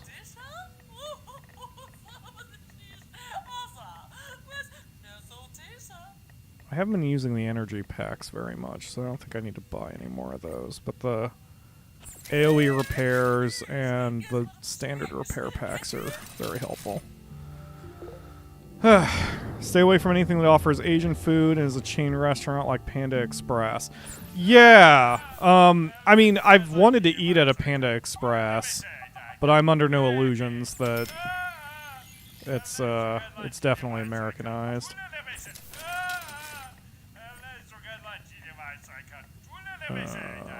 Blah blah blah blah. There we go. Okay, let's get up to like 4 million, which sounds like a lot, but with our economic stronghold, it's not a lot. 4 million is nothing right now. We just had to go back to get it all. But yeah, our Mexican place is authentic, and the sushi place is authentic.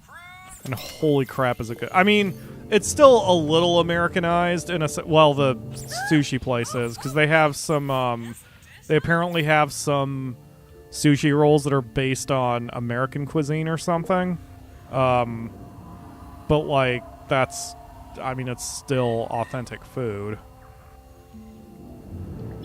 So, yum yum. Would love a good Mexican place near me. I would eat all the tacos. Yeah, fucking A. Tacos are my weakness, man. Especially since, like, tacos are generally, compared to, like, burgers, Taco Bell, for example, is relatively healthy. It's still not good for you. You know, don't misunderstand or think I'm saying, like, eating Taco Bell is as good as eating a salad. But, like, compared to the shit at, like, Five Guys or McDonald's, Taco Bell is actually relatively healthy. And it's pretty inexpensive, too. Ooh. Oh, right. One of my planets was outside the range of a jump. I don't do that. I haven't been doing that on my other save file. Okay. Boop. Boop. I want sushi again. Like, the one I had was, the sushi place calls it a Las Vegas roll. And it's tuna with cream cheese, hot sauce, and a bunch of other stuff. And it is flippin' amazing.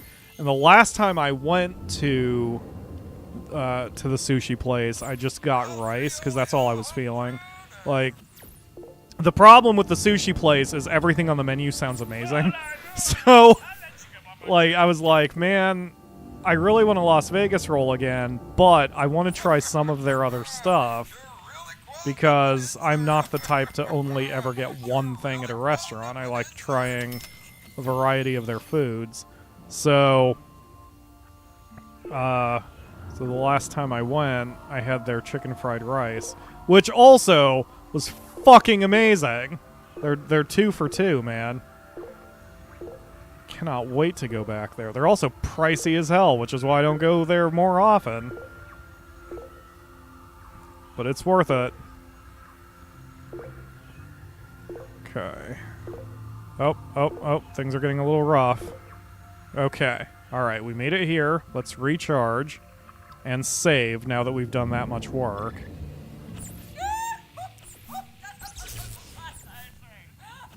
Okay, save. Okay. So there are 4 planets in the solar system where we're at.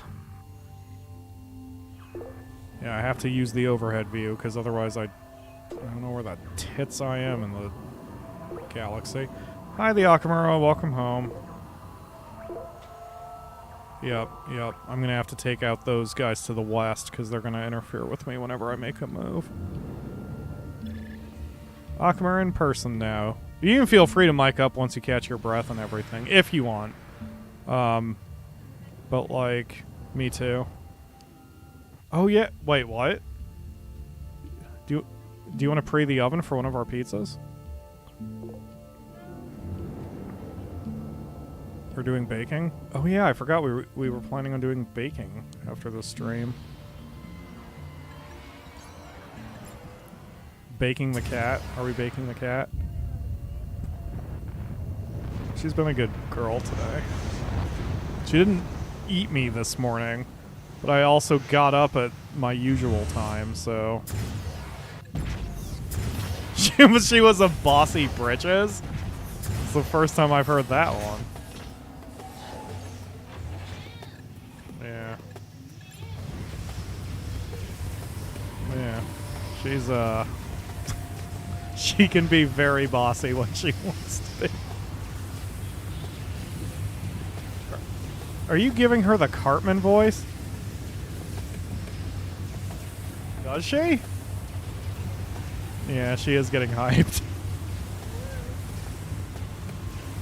Yes, Nisi responds to uwoos now. It's... Yeah, we'll go with the word cute. Yes. It is pretty fucking funny that she responds to uwoo.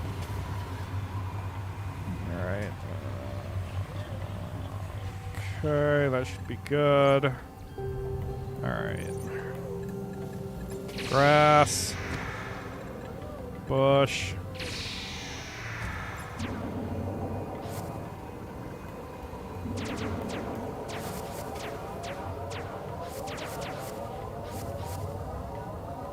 Oh, she actually didn't want pets for once.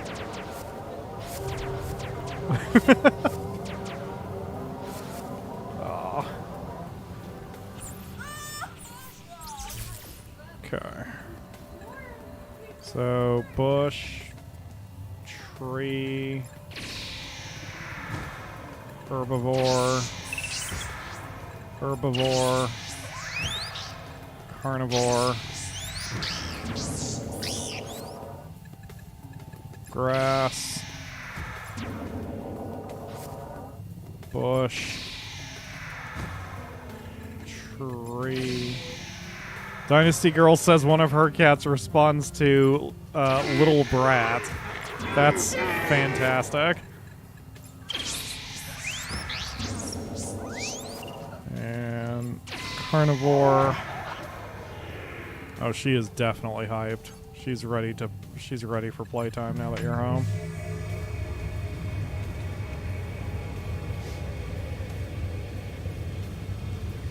I just give my ship 1,000,000 health and make every weapon free and unlimited. Yeah, I mean, there is an achievement for cheating, but when you use it, it also shuts down other achievements from your save file, which is unfortunate.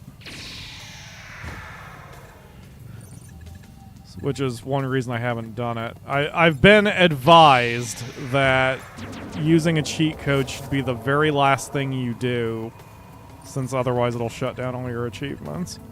But there's a few that I want, like, there's also an achievement for blowing up Earth. Well, there's an achievement for finding Earth, and then there's an achievement for blowing it up with a planet buster, which is hilarious. I want to do that at some point as well, but I don't know where it is.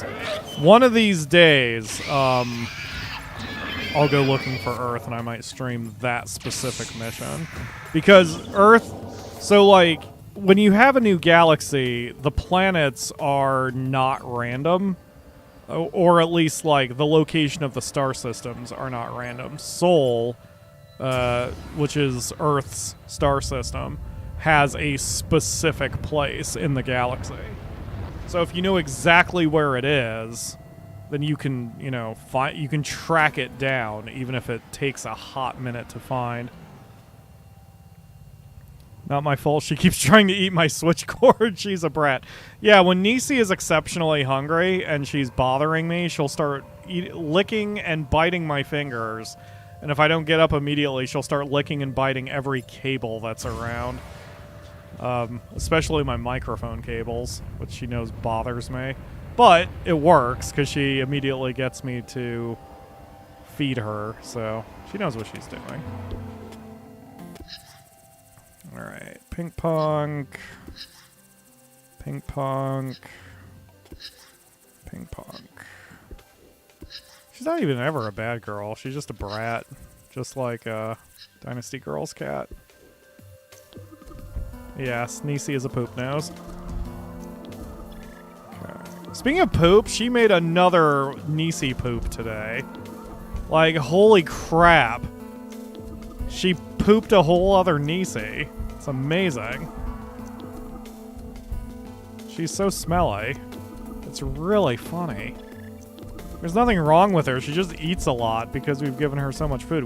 We've started having to restrict Nisi's diet because we keep overfeeding her. Or I keep overfeeding her. So she's a very happy kitty. Yeah, she is a poop machine, but she's a very happy kitty. She's a very happy poop machine. Can we get philosophical and admit that we are all poop machines? Every one of us. And there Nisi goes sprinting into the kitchen for no reason. It is time to play and run amok. Oh no, she can have a full bowl. She'll still bite my cord. What is the little brat's name, Dynasty Girl? Pyro, I'm trying to make food so I can eat. I shouldn't be losing more of my appetite. I'm sorry, Crimson. My apologies. That's actually really interesting.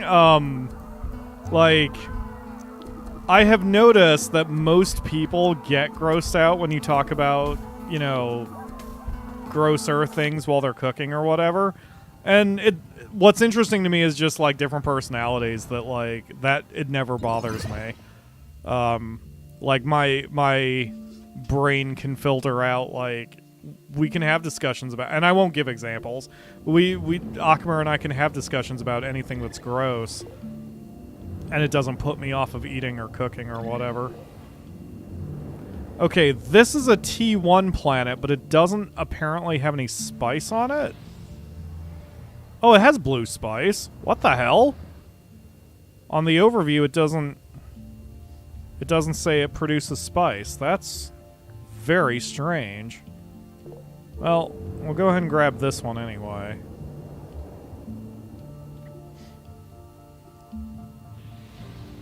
Jessica says, isn't life in general eat, sleep, poop? Exactly! Exactly. That is the human experience. Well, that's the animal experience. And Mark is here? Hello, Mark! Thank you for joining the stream. You were at the cinema. That's fine. I don't think anyone in America would call it the cinema. I think that's a bit of a Britishism. What? What? What's Cinemark? Oh. Yeah. So it's a brand name. Got it.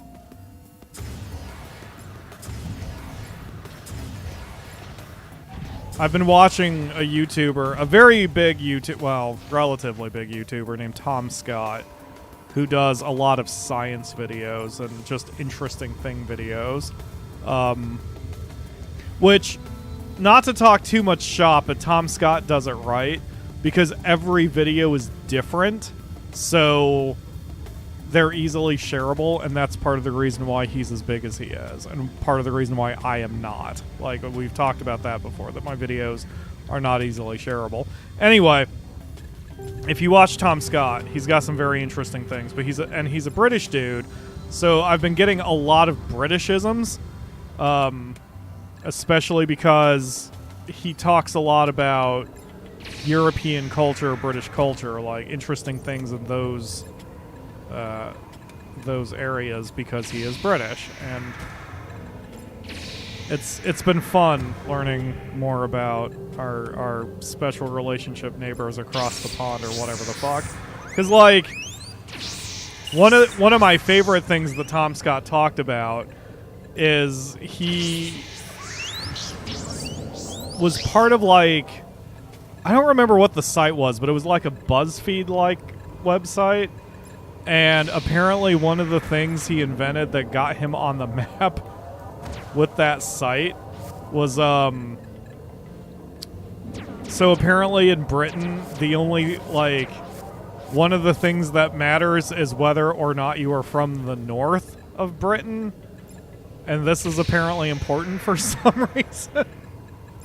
But it's apparently the most important thing. So he made a quiz called How Northern Are You? Or something like that.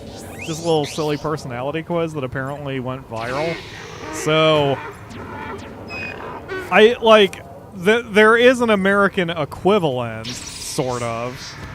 Because we have all of our different regions here in the U.S. Yeah, although here, like, if they did that for America, it'd be How Redneck Are You? Or something to that effect. But, yeah. But yeah, it's interesting. So I get a little bit of extra culture. It makes me happy.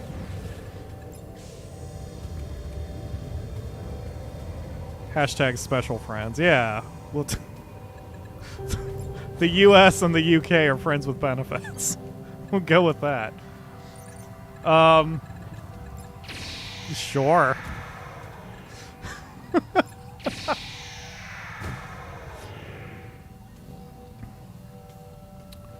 Oh, the kitty was born with a defect and had to have a leg amputated. I thought Trinity would be a cute name, and here we are. Oh, that's great. Does Trinity have, like, does she have, like, a fake kitty leg, or does she just get around on three? That's awesome. Like, that's great that you take care of her, because there are plenty of people who are like, you, cat with special, or, you know, animal with special needs, no thank you. But, like, some of the most wholesome videos online are, like, dogs who have special dog wheelchairs and manage to get around despite having two legs or whatever. It's very cool.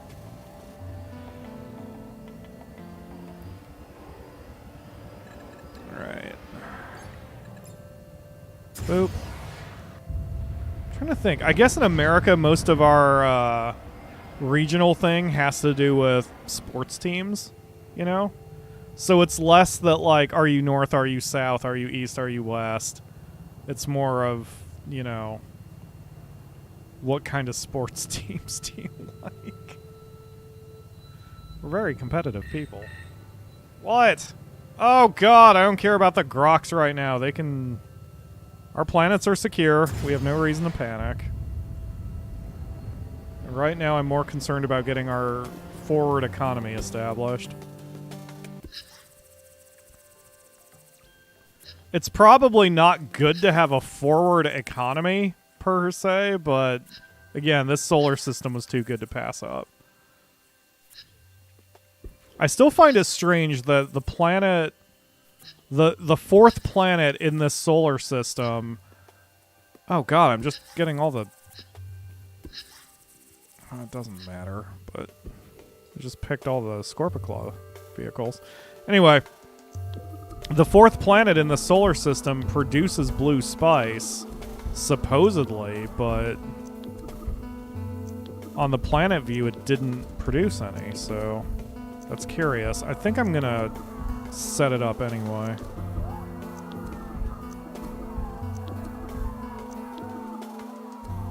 She doesn't even know she's missing a leg. She can run circles around my two male cats. It doesn't hinder her at all. Aw, that's cute.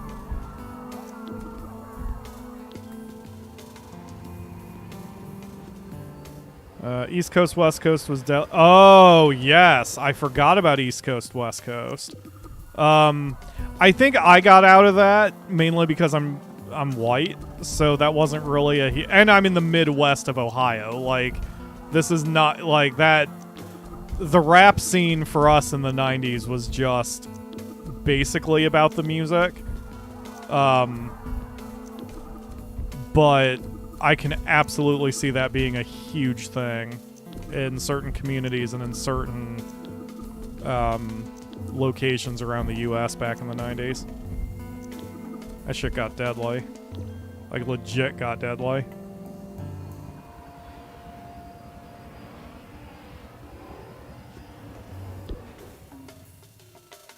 I'm trying to think. I cannot name more than like 2 songs, maybe only 1 song by Tupac. I could name maybe 5 from B.I.G. But that's it. I didn't really pay that much attention to the rap scene back in the day. There was like 1 or 2 outliers I loved, like "Victory" by Puff Daddy was one of my favorite songs. Still is one of my favorite. I think that's the only rap song I have memorized still to this day. No, I'm not going to perform it, but it's a very good song. Unrelated to anything, did you notice you can't have ports or boats for colonies? Yes, I have. There is well, it probably doesn't count, but if you take over a planet that already has port towns, then you can take those cities if you're careful. Oh god, the Grox are attacking my purple planet. I didn't realize that's the one they were going after. Let's help them out here. Yep, I know. You're being attacked. I got it. The good news is by the time I got here, it looks like the turrets did most of the work. This probably won't need that much cleanup. Okay, so this city is still 100%.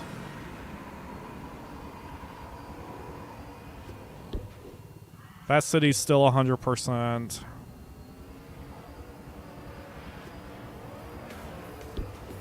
That city's still 100%. Okay, cool.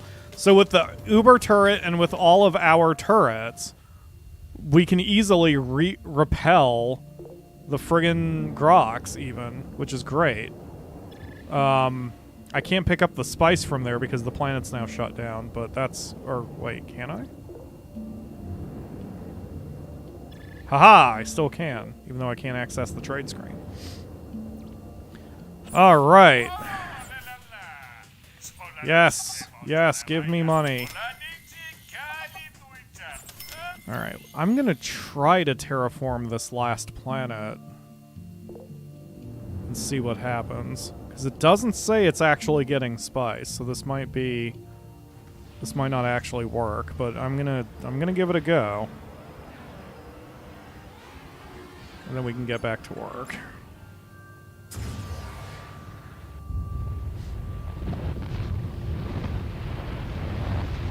It isn't serious like that. It's more banter around. People say the South is soft because it's warmer and generally more affluent. The North is colder and poorer, so they are tough. I see.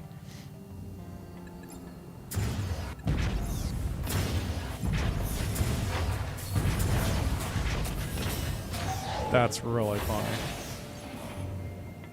You did the wait, the Akamura apparently did the North-South quiz. 30% what? The Akamura is apparently 30% north. Apparently that's somewhere around Oxford, she says. I don't know what any of this means, so gonna go ahead and assume that at least Mark will know what I'm talking about, or what Akamura is talking about. But yeah, I should take the quiz too. The South is stereotypical, rude, and unfriendly. The North are welcoming and friendly. But wait, isn't the South? So which one is posh then? Is it South, or is that not even? Is that a different thing entirely? I know it's basically an accent. Like I can recognize a posh accent. Not talking about cheat codes. Talking about using Spore Mod or FX. Oh, that's rad. I personally generally don't play with mods for any of my games. There are some exceptions, but That's interesting. I've never tried.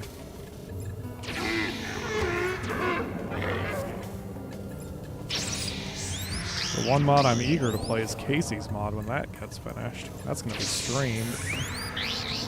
Okay.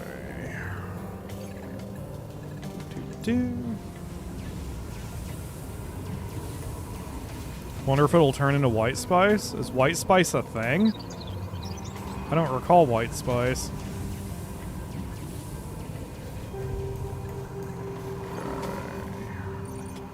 Almost done, folks. Thanks for the patience.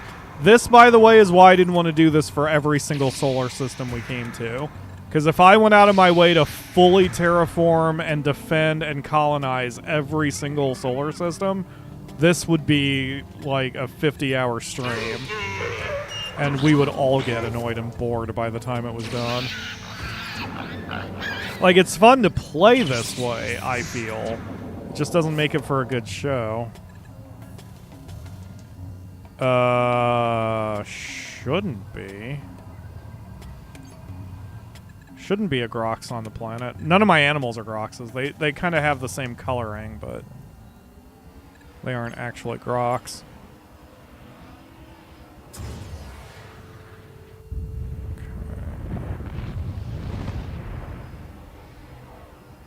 The only mods I use are for Pokemon, and it's usually Pokemon Item Randomizer. Yeah, that's cool. Yeah, okay, here's the thing. It's taken me a minute to figure out why I generally don't use mods, but I have discovered the reason why I generally don't use mods. It's because I rarely play games more than once. Because there are so many games out there, and I've wanted to try them all. So the first time I play a game, I don't play it with mods because I want the so-called pure core whatever experience. And then by the time I get done with it, I'm like, well, that was fun, and then I never touch it again. So there are rare games where I do play them repeatedly and therefore then will get mods. Like, say, Skyrim. I definitely don't mind playing Skyrim. I've only ever beaten it legit once, but I've started Skyrim like probably at least a dozen times with different mods or different experiences or whatever, just to have different gameplays, you know, I guess, words. And then, but like, I think I've modded The Sims before. Yes, I've definitely modded The Sims before. I guess Spore would count.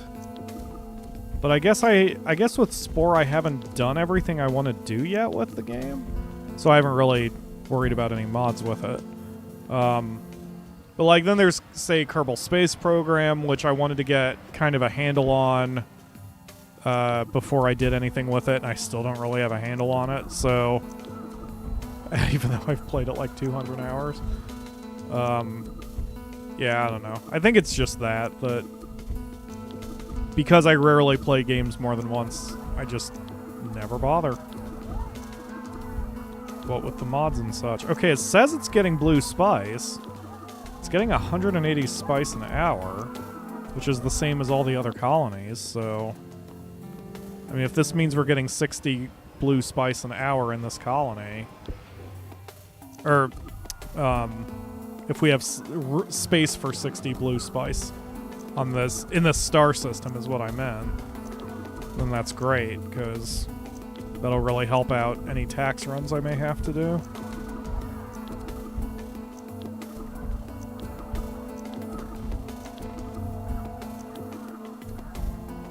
Okay.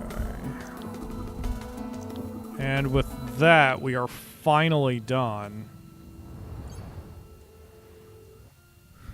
So this star system is now 100% colonized. Okay, now it says there's blue spice. How weird.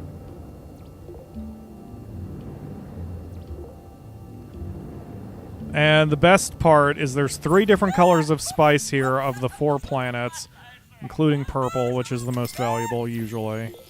So, yeah, this is awesome. Alright, so this is a good place to save too. White spice is glitch spice. I've never seen it, but it tends to happen on planet without spice. Oh, that's interesting. Hello, Helps that Bethesda games have a built-in modding function, for sure. For sure. Oh, RimWorld. That's another good one that I like modding now. Just because... Okay. Alright, so since we're here, we need to decide which way we're going. It looks... Yeah, it doesn't matter. Let's go left. Or, wait, the arrow's pointing more to the right, so yeah, we'll go right. So we'll go this way. So I'm going to aim for these stars here since they're outside of the Grox's area of influence. So, I mean, we're still going to have to cut one hell of a bloody path to get there, but... Commencing the next bombing run. Wait, let's... I'm not fully re-energized. Hold on a hot second. Re-energized. Sell all of that. And, I mean, I guess while I'm here, let's buy the health tools. Burst of Surge Shipper. The AoE repair. There it is. Okay. Alright, save. Okay. Now, commencing bombing run! Wahahaha! Bring it, you Grox bastards! Wait, where were you going? What? Wait, what the fuck? Okay, oh god, under attack immediately. Not surprising. Go, me! Go, Pinkpunks! Thank you. That was not what I meant to click, but, well, I may as well take advantage of it. Like, you'll see the problem here. I'm going to destroy all of these Grox ships, and then as soon as I get to the galaxy map and make a single movement, there's going to be a ton of them that are just going to reappear anyway. Like, you can never... Okay, you know what? I have found my solution, my answer. I wish there was a way that you could do more long-term damage to enemies spawning. Oh, I missed something in there. Because the Grox face is still down there. Yeah, I missed a settlement. Whoops. But yeah, so like when you fight the conventional empires... Actually, no, that's still not true. Sorry, I was just working it out in my head. Oh yeah, there is a second planet here. God damn it. Yes, I wish there was a way that you could slow down how often the enemy sends ships after you. Maybe not once you're on a planet, because this feels fine to me. The ships spawn in occasionally to wreck your shit. But, like, the fact that whenever you pass through any hostile zone, they immediately send a ship after you, it just gets annoying. Yeah, I hear ya. Alright, you know what? I'll help you out. No, I won't. What am I talking about? You're fine. Like here, see, I just go into the next zone and immediately there's 5 ships on me. Again, I get that it's there for a challenge, and this would only happen with the Grox because no other empire is nearly this numerous. But I do wish there was a way that you could slow down how much the Grox sends after you, just because of how annoying it is. But, I mean, if you want to make the argument, get good scrub, and it's Dark Souls equivalent, what with the difficulty and such, then fine. You know.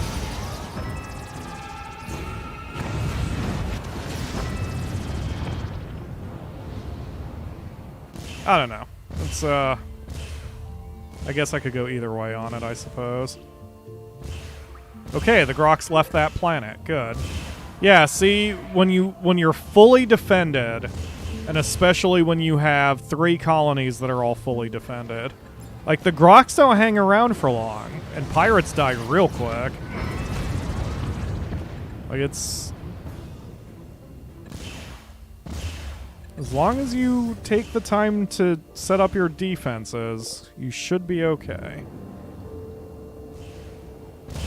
I hope the Grox didn't take too many planets while I was colonizing my own, but they don't grow too fast, which is probably smart, because if they grew too fast, like if they could grow as fast as you can grow, then they would take over the entire galaxy very quickly. And that wouldn't be fun. Boop.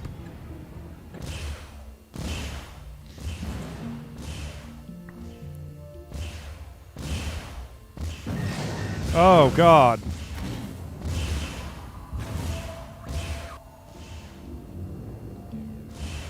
What the...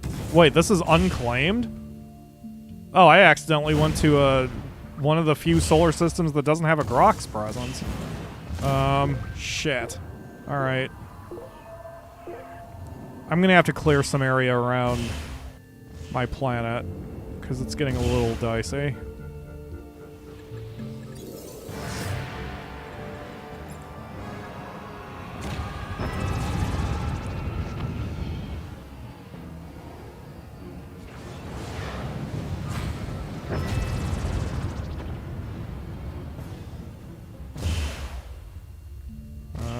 Yeah, we're actually doing pretty okay. I just need to keep going planet to planet and pushing as hard as I can. I'm very rarely all about the scorched earth in games. As our wonderful mod Ledge knows, I tend to take more peaceful routes in a lot of my games. So this is one example of where I won't, because there's just no other way to handle the Grox other than going scorched earth.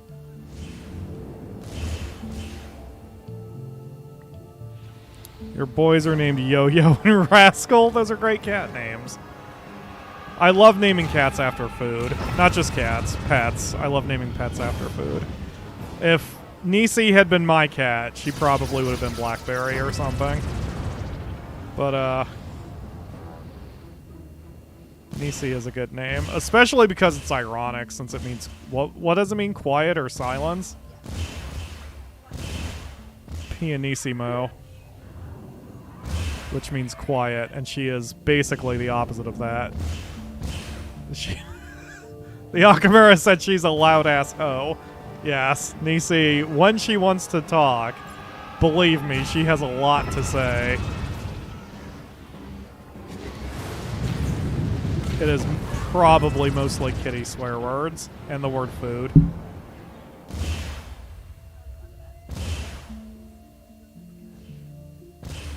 Okay. Alright, well, this is already working out. Wow, they left me alone for a second. They actually just left. Holy crap. Alright, let's repair and recharge. Let's do a quick tax run here. Maxed out on blue.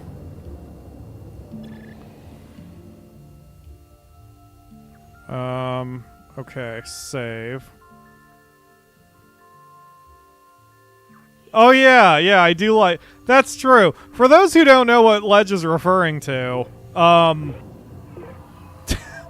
do like naming most things out of food whenever I do games or whatever. And we did Crusader Kings 2, and I don't know why I was struck with it, but I decided to get very weird with naming things. So all of my sons, all of the males in my big Crusader Kings family were named after random objects. So I would just, you know, we did the stream on Discord, so I would be like, such and such, what is the first thing you see? And so the Akamura's sister at one point was chosen, and I was like, close your eyes, point your head in a random direction, and then tell me what the first thing is that you see when you open your eyes. And she was like, I don't know, a pile of notebooks? So I'm like, alright, so we had a pile of notebooks as one of our people. He led an army at one point. Pile of notebooks is army. And then all the daughters, all the girls were named after cheese. And I had cheese.com ready to go and tried not to repeat as much as I could. Okay, time to heal. Never mind. Well, we took out their planet. So I made them pay for that. I also remember the first time I played this, I got frustrated every time I died. But, like, when you take on the Grox, you're gonna die a bunch. So you have to love the process. Okay, so that's... Will I trigger an attack here? Yes, okay. The reason I checked that was I was like, if I trigger an attack from that location, I want to get those planets out of the way. That way I can go from my planet to the next planet, star system, without triggering an attack.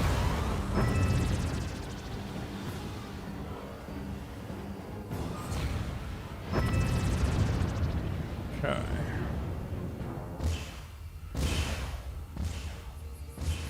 I can see we're making progress because we're not being attacked quite as hard anymore. Like, the Grox are sending us fewer ships as we hit certain areas. That is a sign of progress. It doesn't feel like we're getting very far. Like, I understand that. And for anyone who hasn't seen this game, or if you don't have patience, you may not realize just how much progress we're making, but we are making a ton of progress right now.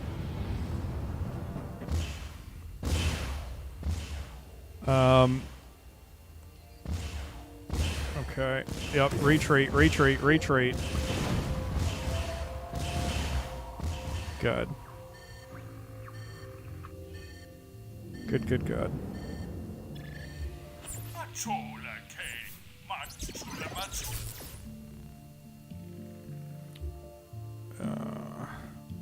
Oh, Rascal is in Rascal Flats? That's unexpected. I thought you meant Rascal as in the generic term, like similar to a brat. Okay, check it out. You can see that we've carved a path through the Grox. I mean, that is how much progress we've made. It doesn't seem like much, but believe me, this is pretty huge. All right, so the other thing I look for are outlier solar systems. So like this one is kind of an outlier solar system. If I take this one out, then this entire section is going to be secure, and that is helpful. You want as much secure space as possible when you're traversing. But we'll get to the center. Now, like, I wasn't sure if we'd get there in this one stream, but we will get there. I kind of had to know how much progress we were making in the first place. But we're moving quick enough. Like, we would already have been setting up the next planet if I didn't stop and completely build up the previous solar system. Yeah, see how much space we've managed to carve out? This is good. Okay, so our next run is gonna have to be here. And I guess we could probably just trace this outer edge rather than trying to go through the middle of the Grox. So, so let's hit this one and then move to the right. So I'm going to have to zip through their area, but yeah, that's going to cause a lot of attacks, but that's fine.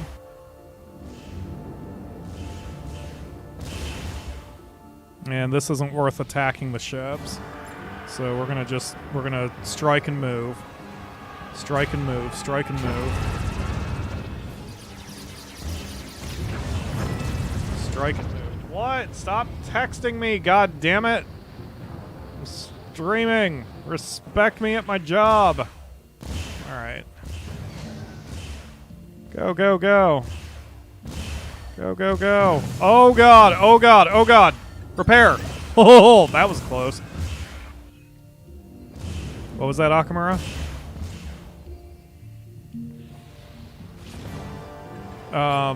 Mom's friend. Which is fine. I'm just playing this up. Yeah, she doesn't know. Nobody actually knows. I'm just playing it up.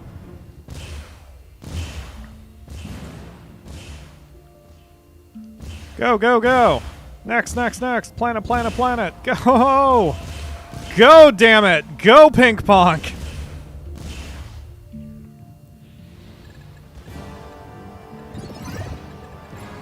Wow, this... Man, the AoE repair. I don't think I used that in the old days either, but I don't think I realized it's a full heal. Like, damn. That really helps out.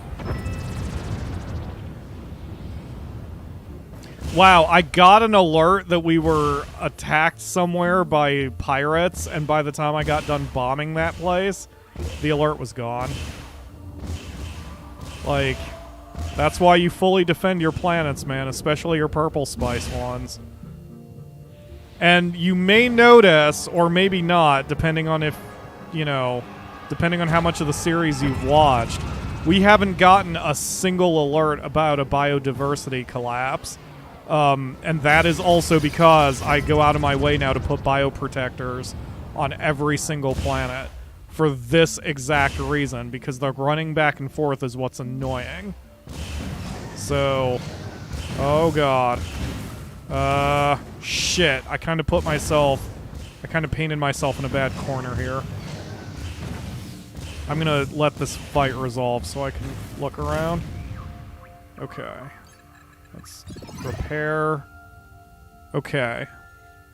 Yeah, this is too much of a gap. I didn't anticipate that. Okay, that's fine. We'll just cut through. I mean, there's nothing else for it. We'll just cut through. I mean, clearly the Grox can't stop me long term, so... No reason not to just push. Yes, you can.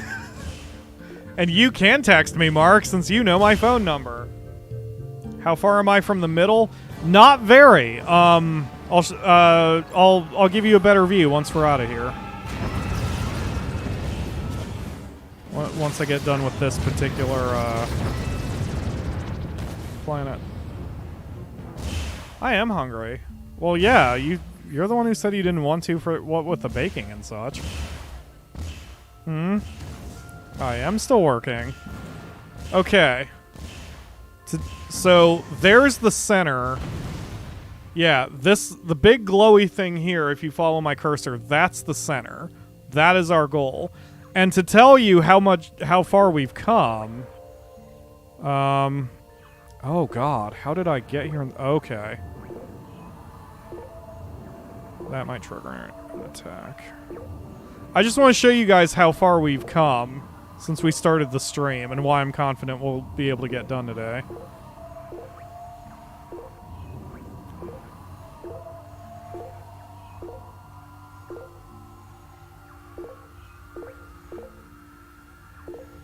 So we started today here, and the center is all the way over here.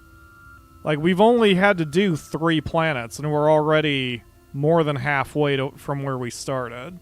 So, we're close. We are a lot closer than it may seem.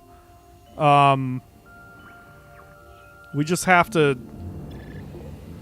push it a little bit harder. Let me collect some spice since I'm in the area. And we can repair and such. Get some more AoE heals since we're here. Sell the purple. Sell the pink. Buy the Healy Doos. And then buy the AoE repairs.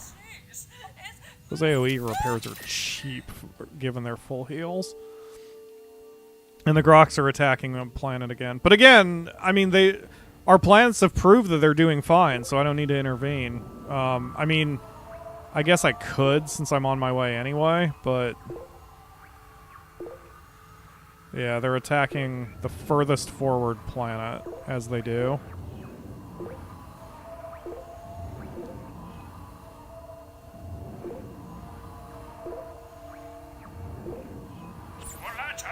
That's from Aphorex. Okay.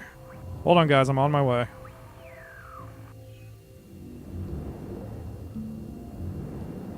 Whew, boy.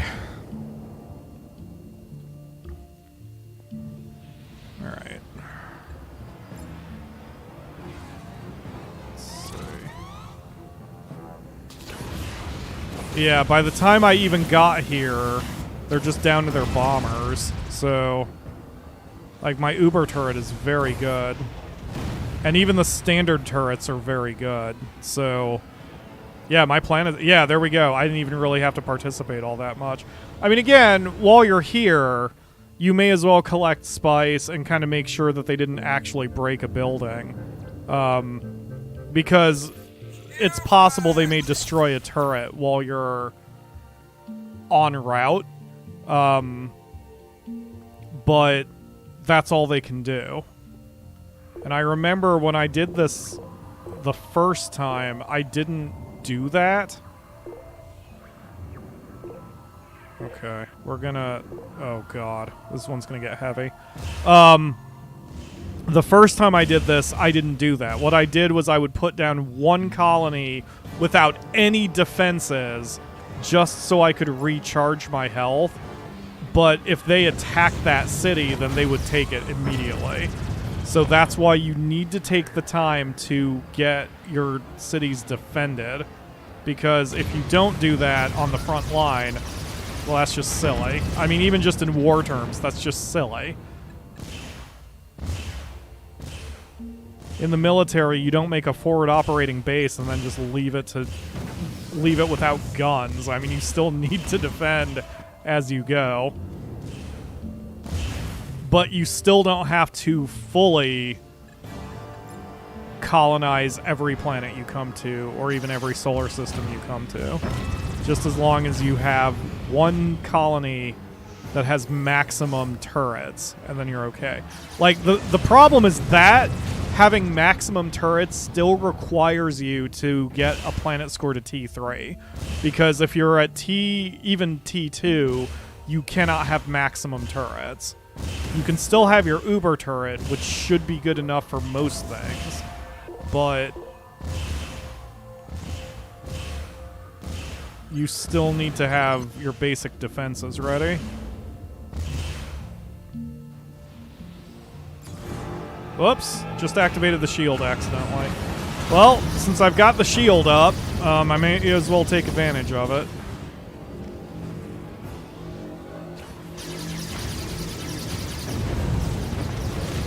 Whoa, this city's... There we go. I'll say that city is holding on.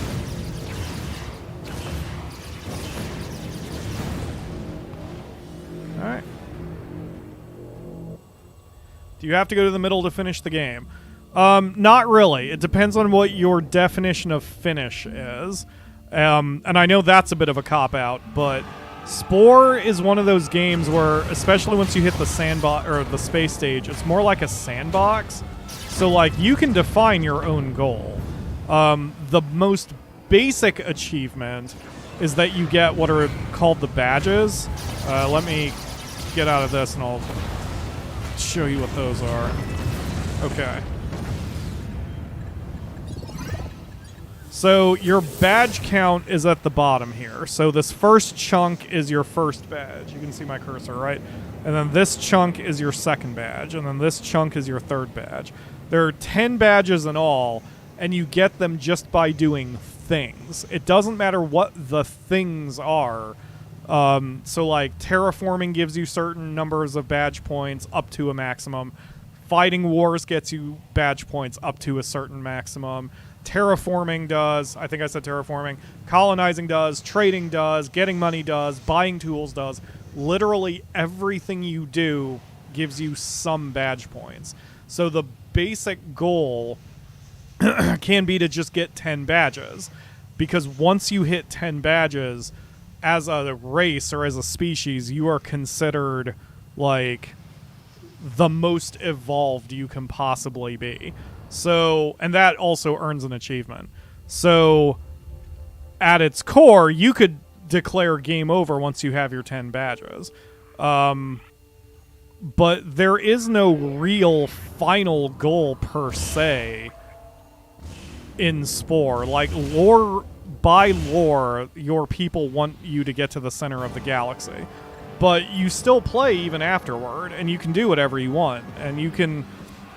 In the space stage, you can define your own existence. In fact, I want to I want to keep playing. Like, I love this game. I genuinely love Spore. And I want to keep making creatures and chase certain achievements. But, for example, the achievements where it's like, get 10 badges with a given archetype, like, I can do that without even leaving the... Oh, God, there are so many enemies. Do I have my shield up? I do. Alright, we're gonna... Hold on, I need to thin their numbers a bit. We're getting a little rambunctious. So the main achievements I'm missing are get 10 badges with a certain archetype. So what I plan to do is get that archetype of a creature, and then I can get my 10 badges without even leaving my little corner of the galaxy, which will be good enough. And then once that's done, I'll move on to another archetype and try to get 10 badges with them. As far as the center of the galaxy, I only really care about doing that with the Scorpiclaws, which is my favorite race that I've made, and these Pinkpunks, and even that is mainly for the show, more than anything else. And the Grox are attacking me again. Good for you, Grox. But yeah, that's... Usually, I struggle with sandbox games to define my own goals, and because of that, even when I play this, I still have to sort of go off of what the game wants me to do, because otherwise my brain is just like, I don't know what to do. So, my goal here is to just to chase achievements, and then that makes me happy. What would I consider the game end ruling the entire universe? Exactly. And if that's what you want to do, that's also a valid way to play as well. You're just going to play this game forever. Which is not necessarily a terrible thing if you love the game. So, yeah, man. It's... Oh, God. Shield? Nope, no shield. Okay, AoE repair. Okay, I'm going to have to do some hit and runs because I've got too many enemy ships on me. I should have known, I didn't remember, but I should have known that the deeper you get to the center of the galaxy, the stronger and more defended the enemy is. Like that obviously just makes total sense. So, if I could make any game, what would it be like? What an interesting question.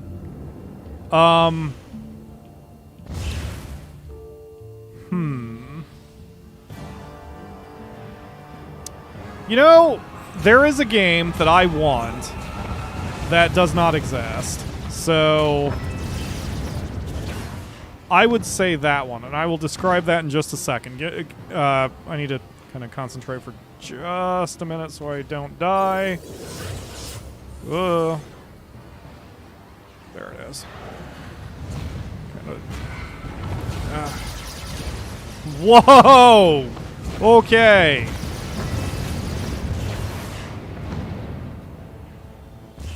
Holy crap. Okay. I would like a game that's similar to Metal Gear Solid 5's metagame. Give me a second there. Need a breather. I would like to play a game that's similar to Metal Gear Solid 5's metagame, where you hire people, you hire your military units and send them out on missions. And then when you send them out on missions, they collect resources, and they bring the resources back home, and then you build up your base from there. So I guess you could almost say like a survival game, except rather than being the survivalist who is punching trees and mining rocks, that you're more of an overseer who's trying to tell people to go do things and get them. And I know that sounds like an RTS, but that's not what I'm saying. I don't want it to be combat focused, and I don't want it to be I don't want like this overhead view, so to speak. Like, my dream game would be a Factorio type or a Dyson Sphere program type where you have units to go do the thing you want them to do, rather than you yourself having to dig up the rocks. I hope that makes sense. But like, I really liked in Metal Gear Solid 5 the metagame where, you know, I'm just dispatching people, and I'm like, you guys go get me certain flowers, and then they bring home the flowers, and I'm like, okay, let's turn these flowers into bigger guns, and then repeat that as a gameplay loop. The closest one that anyone has ever told me of such a game existing is a game called Regions of Ruin, which is a 2D game that's sort of that, but I find that game so ugly to look at that I don't enjoy playing it. It's the style they're going for. They're going for a very retro 2D look, but it's an ugly retro look. It's like an Atari look. Maybe not that bad, but like, I just don't care for it. And I tried. I bought it. I own it. And I was going to stream it. And I played it for 45 minutes. And I'm like, this is not fun. I didn't refund it because I don't like refunding games that aren't broken. And it's not broken. It's competently made. I just don't care for it. And that's the only game I've seen like it. I mean, the only other thing I can think of is an idler game, which do have their place. I enjoy a decent idle game. The idle game that I'm playing the shit out of is Shop Titans. We even have a guild for anybody. If you have a Shop Titans account and you don't like your guild, let me know and I'll get you into ours. And that one kind of has that idea because you are still dispatching your heroes to get you ingredients that you can use to make stuff. But in that case, it's more economic, and you're using those ingredients to craft things rather than, say, build up your base. I mean, there is no such base other than your store. Anyway, point is, I still haven't found exactly my perfect game yet, and that's okay. I will keep looking. I unfortunately do not have the skill to make it myself, or I would have made it myself. Oh, is that the one? Guys, I think we found it. Okay, this planet, this is actually the planet right here. That star system is unreachable. You cannot get there at all because of the way the game restricts your engine. But once you get to the center of the galaxy, the restriction on your engine is lifted a little bit, and so you can reach it. It's this one, Lufanis. That is the one that stops you from getting your final achievement if you haven't reached the center of the galaxy. Apparently that was a bug, and what Square did was rather than move the star system within range of another star system, they made it so you have to reach the center of the galaxy before your engines can reach that thing. Anyway. Alright, so we're still moving on. Let's see, I wrote down the name. Iceon? Iceon. Where was Iceon? I remember it was out of their sphere, but it looks like their sphere has been tightened up. That's a problem. Well, it's fine. It doesn't matter. We're going to keep pushing toward the center either way. I just want to make sure I'm within range of 20 parsecs of Selfinity, and then we'll be good to go. Alright. Let's push.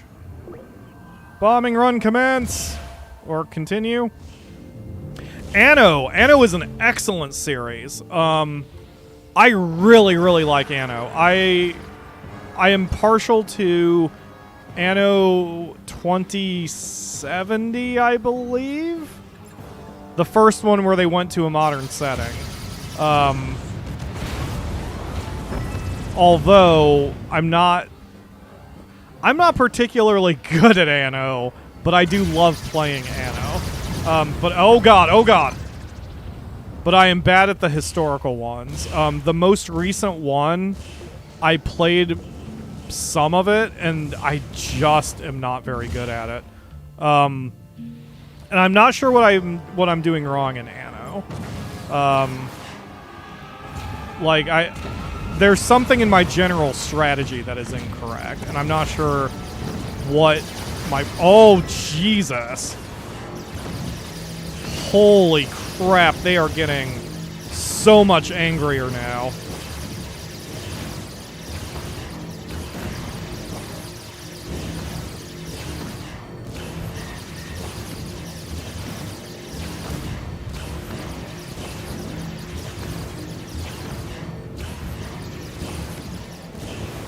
No, you don't.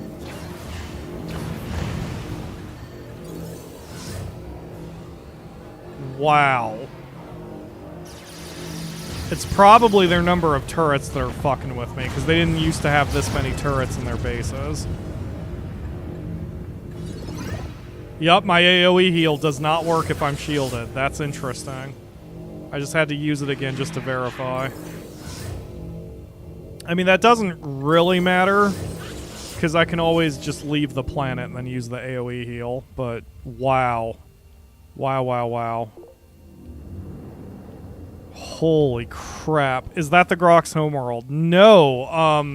I'm not even sure if the Grox have a homeworld, to be honest. Because homeworld in this game is generally defined as having a planet that has 9 cities, which you should not be able to accomplish except if it's a homeworld. Like, you know, usually you're limited to just 3 colonies. Oh man, yeah, these guys are getting rough now. I'm gonna have to, like, do full heals between every fight.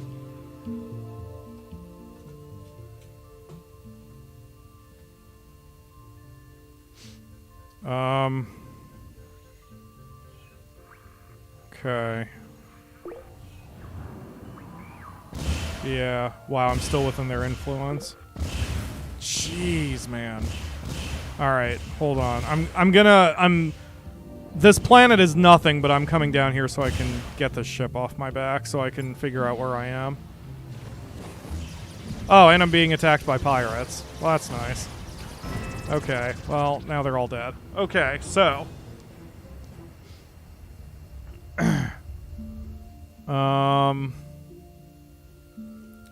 Oh, catching up on the chat. Looks like the Pinkpunks are telling jokes they cracked themselves up with. Something happened. What are my thoughts on marriage? I guess I don't really have thoughts on marriage. It exists. Shit. Missed the stream. Oh, hello, Zolanaze. Thank you for joining the stream. Catching up at 4x speed. Can the chat say something when Pyro is at the center? Fair enough. I'd like to see a race without hands make it to space. The Dendautori, my Dendautori have done that. I think the Akamura? Soul? Both? Neither? Somebody really likes the Dendautoris, and they are some of my favorites. Hold on, I'll pull them up for you. So this guy was the first one. So this is my Dendautori. That's Japanese for something, but I don't remember. He's pretty basic. He has no hands. He's just this little flying bug creature. He did get to space, but I don't have that file anymore.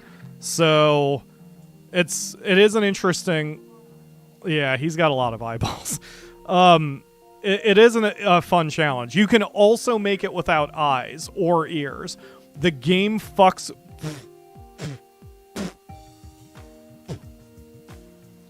Sorry, I got a hair in my mouth. Holy crap.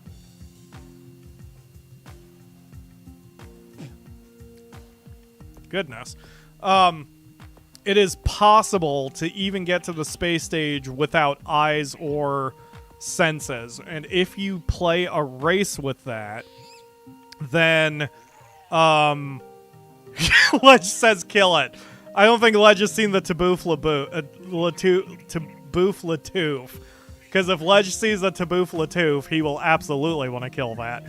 The Dendautori is not nearly as bad. Anyway, if you play a race without any senses, it actually futzes with the camera to make it harder to play. But you get achievements for doing so.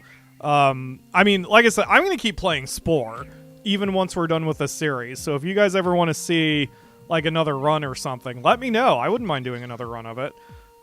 Just, we're not doing another run of getting to the center of the galaxy, but, anyway, so yeah, let me show you the Laboof Taboof. I made him and I fuck up his name all the time. Taboof Latoof, there we go. So this is Taboof Latoof. This could be an argument that I should never be allowed to touch Spore for the rest of my life. The luscious eyelashes is, I think, the most offensive part. But the fact that he has this massive foot on his stanky leg is, it's pretty intense. Also, his animation for running is he thrusts his giant stanky leg foot forward to support himself, and then his locust-like legs sort of go over his arms to take a step, but they do so together.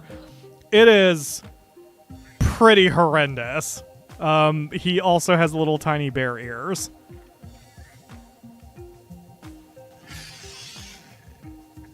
Yeah. I probably shouldn't be allowed to play Spore.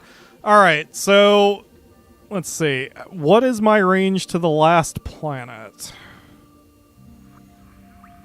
17.16. Okay. Here's Piranha. That is 18.73. Yeah, I'm just gonna let my auto attack deal with that. Okay,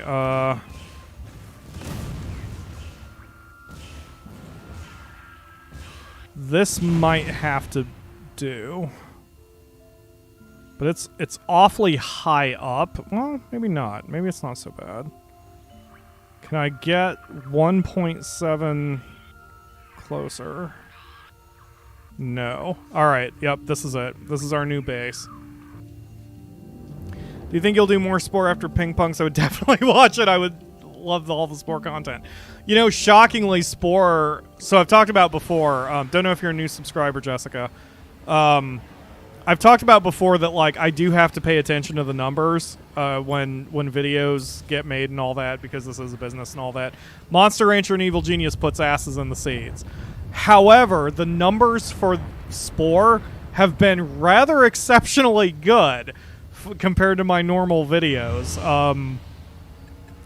Shockingly so. So a second run, at least to get to the space stage, is not out of the realm of possibility. And even if I don't do a lot of, like, even if I only go, like, 12 episodes or something, or 10 episodes, or even if I don't do episodes, I'll still stream Spore. Because Spore is super, super fun.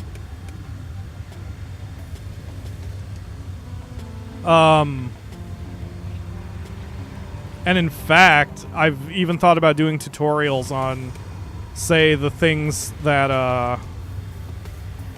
in order to share your content and everything, because there aren't any very good video tutorials out there on how to do it now, since the servers are all janky and the game itself is janky.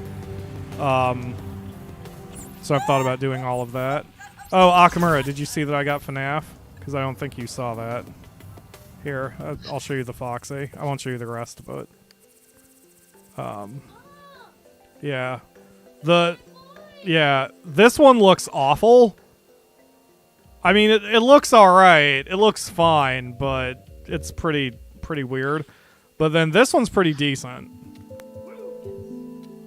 I can't imagine actual Foxy curtsying like that, but all things considered, he's made pretty well. So that took some time. If there is, I haven't found it. But I also haven't searched all that hard. Okay, so grass. What? Yes, your spirit animal. Bush. And tree. And herbivore. Herbivore. carnivore. Did you preheat the oven by chance? It's okay. Oh, yeah, I'm hungry. I haven't eaten it today.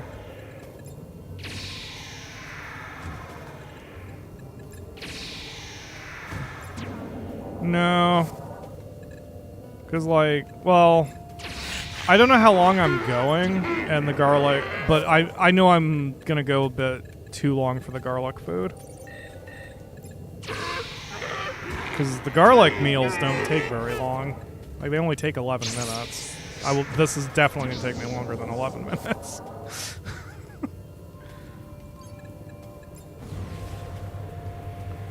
Alright. Do you think you'll do... Oh, God. We're dropping frames. We're dropping frames, people.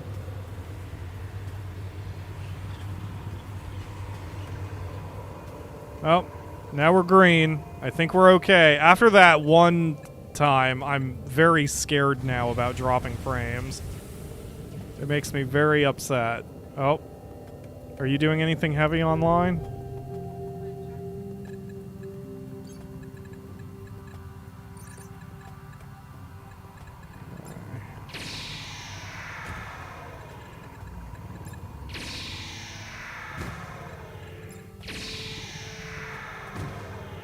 Alright. Seems like we're functional.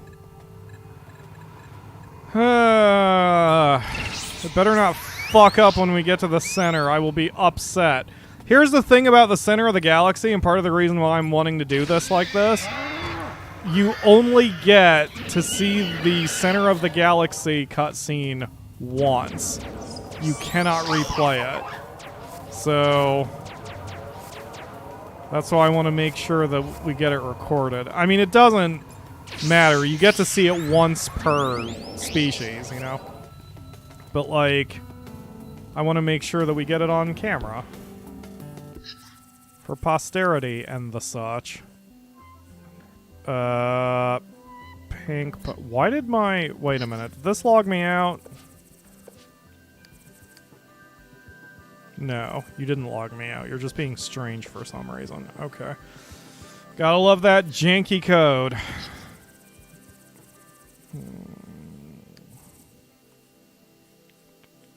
Pinkpunk. Ruinmobile. And the rain trade ship. Oh, because I flipped the... That's why it looks weird. Alright.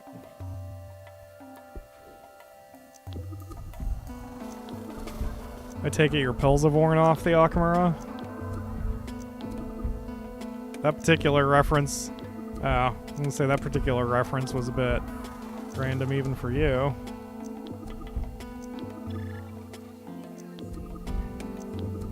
Yes! I see.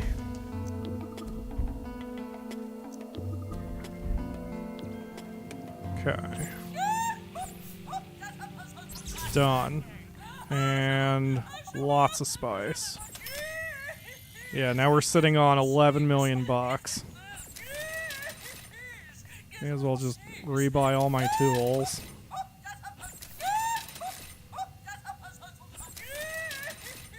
Okay. Alrighty. Oh, the AoE repairs. How could I forget? Need my full heals. Alright, so this planet is fully defended, if not fully colonized. But that's all we need. We save. And then we will plan our next push. So. The next 20 is... Let's see. As pretty as this one is, the big, pretty, double, large star, if we take that one, we'll be kind of stuck because we can't really... Like, there's too much of a gap around it, so... Let's aim for Thara, because that's nearly a straight line from where we need to go. And that might put us within 20 parsecs of the center. If it doesn't, it's going to put us damn close to within 20 parsecs of the center. So we're going to have to, again, cut a path. Yeah. So, with the restriction on our engine, we're going to have to cut through a lot of Grox again. So it goes. Nope, don't need that. Let's go. Go, go, go.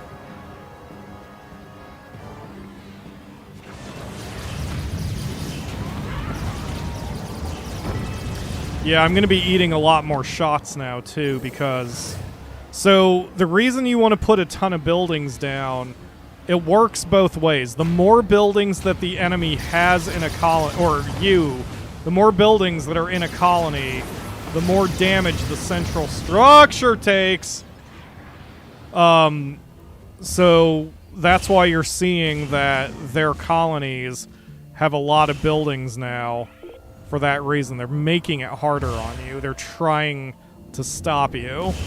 And we're going to have to retreat and repair a lot more often just to be able to get there. But that's why I'm, like, carpet bombing when I get to a city and why I'm strafing a lot. Because I need the turrets to not hit me. Yeah, every successful attack I follow up with a heal. And then we get out. Yeah, we're going to be using a lot more healing tools. Unfortunately. But I mean, that's why we have them, right? And they're relatively cheap. We're just going to have to stop more frequently. Oh, God. Go, go, go, go. There's so much red around that it's hard for me to see exactly where their planets are. Which is not helping matters.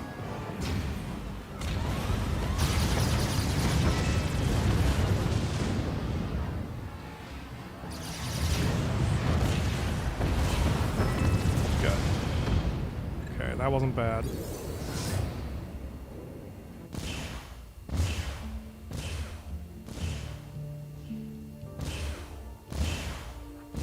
Okay. Wow, we're actually making more of an impact than I thought. There's purple spice on this planet. Tempting, but not worth getting it. It will, however, shield up here. That was actually probably pointless.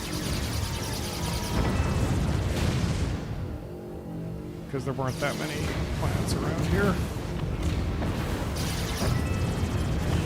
Yep. Yep, shouldn't have bothered.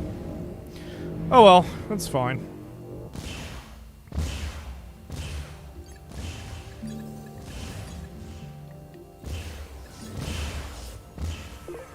Okay. 2 planets in this one.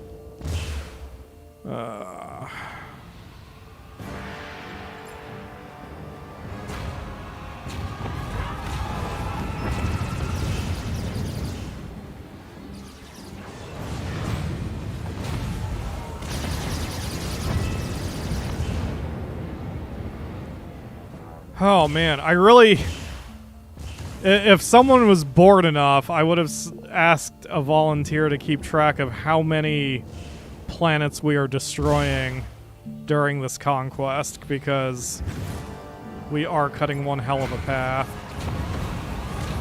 That's gonna hurt. Yup, yup, yup, yup.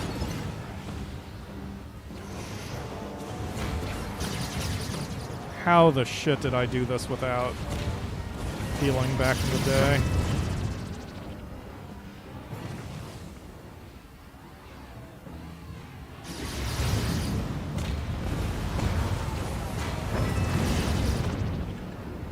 Okay.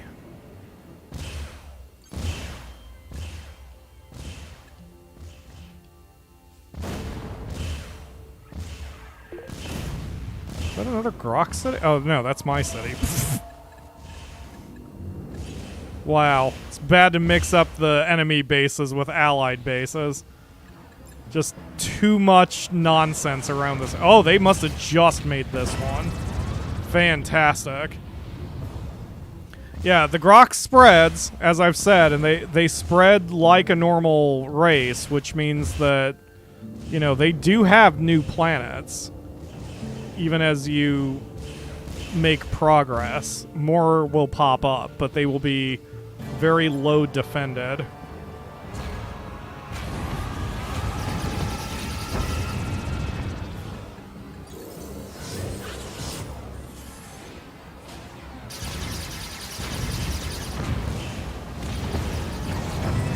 Got him. Haha! Have at you! Full heal. What I may do if we run out of full heals is at a certain point we'll just go on a shopping trip. It's basically a reverse tax run.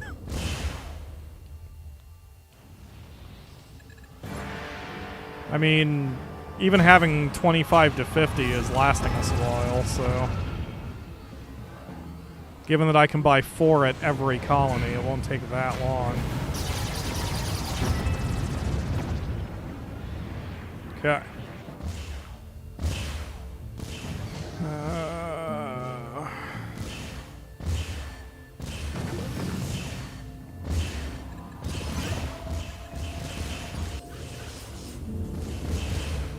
This is one thing I did not know back when I played it the first time. Like, the more tools you have so that you can stay out in the field longer, the better. It's the running back and forth that takes a long time, not the offense. And the offense is exciting. Running back and forth is not exciting. Whoa! Didn't expect to die, but that's okay. Again, I took them with us, so... whatever. Alright, so let's... I mean, since we're here, let's buy some tools. We'll buy... Do you have AoE repairs? You do not have AoE repairs. Okay, that's fine. I don't know how long it takes for the shops to refresh. It's not a tremendously long amount of time, but... it's not insignificant, so... but that's okay. That's totally fine. Let's see what we've done so far. Yeah, I mean, look at that. We've ripped a hole in them pretty well. So let's hit these 2 star systems, and then we can proceed toward the center. Because if I do that, that will open up a massive, massive hole in their defenses.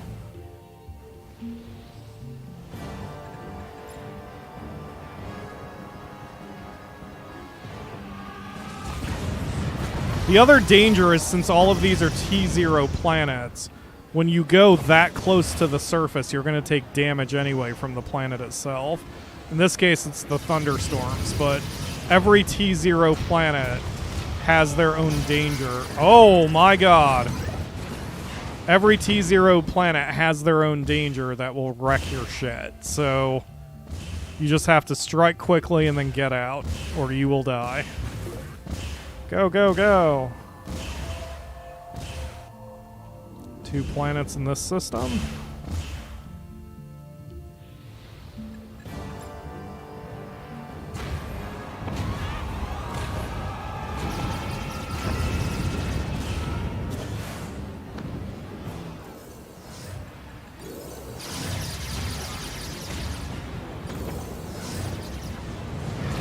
And those lasers, yeah, they're bullying me right now.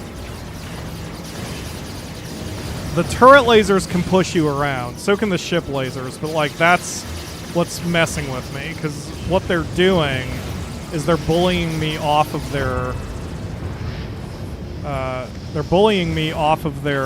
areas just because they're pushing me away, which is fine. I mean, I can deal with it, but that's making this take longer than it needs to. And it is possible to take out their turrets first, but it takes so long to take out their turrets that it's often not worth it. Because you saw there, I mean, I can wreck their city very quickly. I just have to get in the middle of it.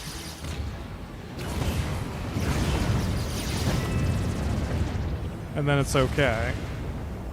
Yeah. Alright. Well, no reason to hoard the AoE repairs. swing back to our home base for a quick repair. See if the shop's refreshed. Nope, not yet. It's alright. Okay. Let's take another look at our target. Thara. Okay. I'm gonna try to get that one down there, but I don't know if I can reach it. Yeah, it's really hard to see where that is. There we go. That one's out of my range. But that's fine. 4 planets? You have 4 planets in this solar system? Oh god. Yeah, they're gonna... Yeah, we are getting real close to the center now.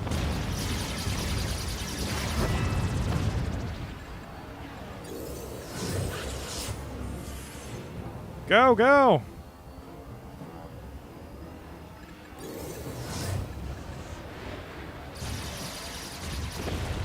They seem to push you less if you're up, so... Wow! Wow, they trashed me. Holy crap, that's so much damage.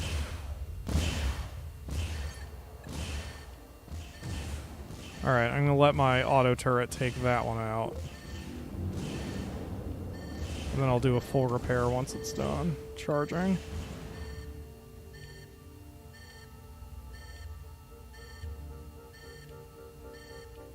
Okay. If I do encounter a Grox planet that has like 9 cities on it, it will be easier to take it out with terraforming than it will be to try to bomb it. Unfortunately.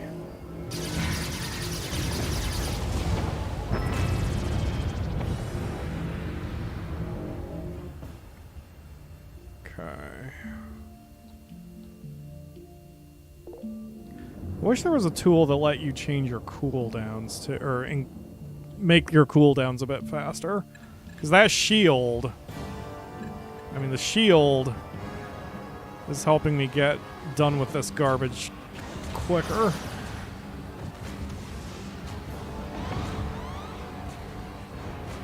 Yeah, they're sending a ton of cruise missiles at me.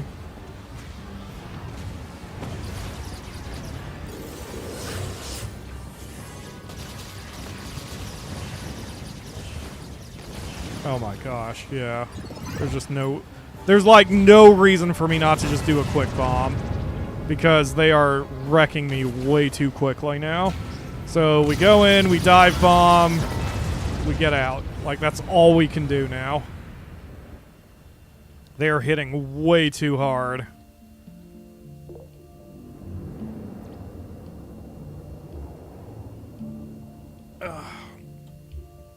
The one advantage with terraforming, if I choose to go that route, is I can do that in a place that is not close to their cities. So I can, like, I won't be in danger. That like they can't shoot me. So, like, if I'm half a planet away, they won't be able to shoot me to stop me. Their ships can chase me, but I can handle their ships. If it's one-on-one, I can handle it. It's when they gang up on me and hit me with everything they've got that we've got problems. The other thing about terraforming, too, is that they won't be able to retake the planet back right away. Because it'll be a T1 and they can't unterraform. Okay. Wow, that is a major, major increase in real estate that I've got here. 5 planets on this one. Yeah, they... Hoo boy. Hoo boy. They are getting, we are getting into the heart of the Grox now.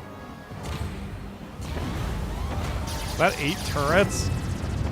It's a lot of turrets, however many that is. Oh, that's 4. Okay, that's not so bad. I can handle 4.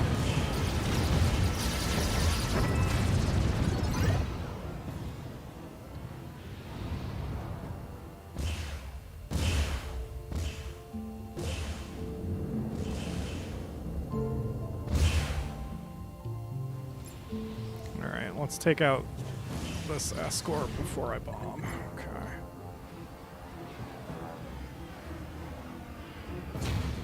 Oh, this must be a new one.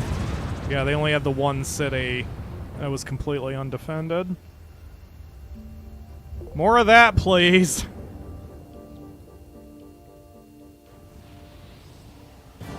Oh, these are guarded. Alright.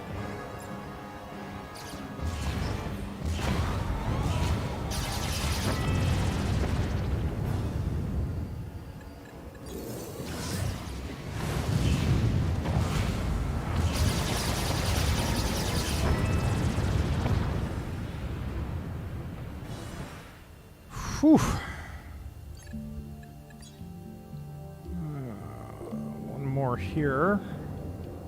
Two more. Jeez. I'm not keeping counts in my head. There's too much that my brain is trying to keep track of as it is. So unfortunately, I'm not counting my progress. Whoa!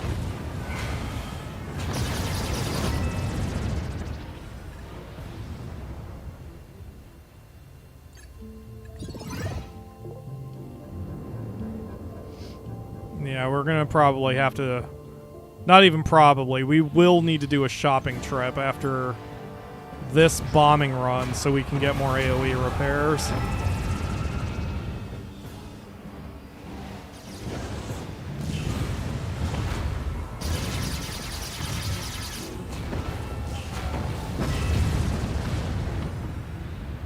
Okay. Shame you don't have Planet Busters to use against them. The problem is the Grox is so numerous that the Planet Busters aren't worth it. Because, I mean, the Planet Buster takes out one planet per its name, like, and they cost 5 million apiece. Like, why? Like, you're seeing how many planets we have to go through. It's just not worth it. I mean, I have used Planet Busters against the Grox before, just for funsies. But as a wartime strategy, it's just not worth it. If you could get infinite Planet Busters, then sure. That might be worth modding just to experiment with.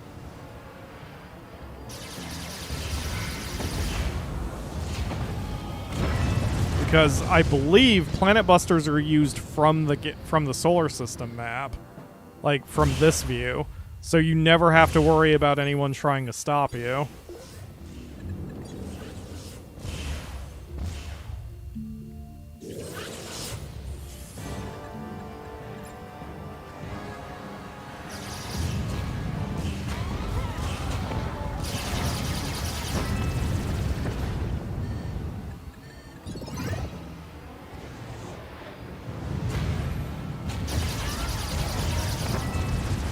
Okay.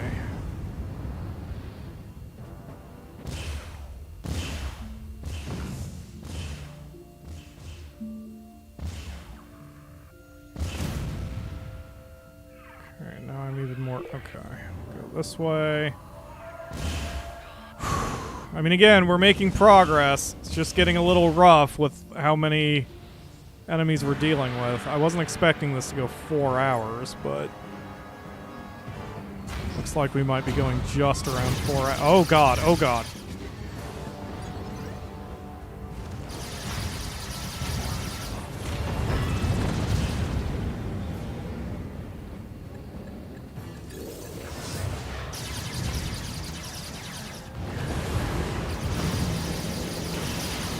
Completely lost control of that one. That's what the shield is for. Sometimes it's the right move.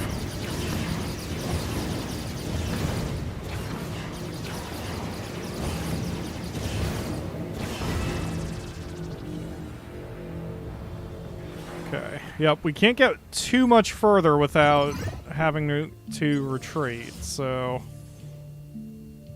I'm not even sure I'm going to be able to get to my target. Thara is there. Yeah, I don't think I'll be able to get to my target.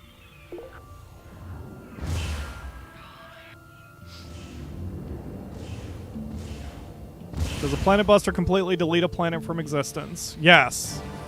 Yeah, it doesn't just eliminate the life on the planet. It deletes the planet. As a result, and I tried this, you cannot use a planet buster against your own race's planets, or like your own save files, because you can have your different races attack each other. Like, I could have the Scorpiclaws and the Pinkpunks go to war, and they can even attack each other and take over each other's planets and attempt to okay, nope, not even gonna try to fight that. They can fight each other up to the point of their homeworlds, and then they cannot take over each other's homeworlds, and that includes with a planet buster, which is fine, because you wouldn't want to have like multiple people playing at your home computer. And then, because I could easily see a situation of like two brothers playing Spore, and one of them destroys the home planet of his other brother, and much anger will ensue.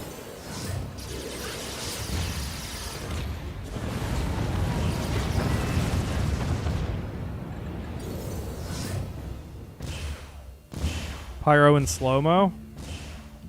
Oh, did something weird happen to the stream or something?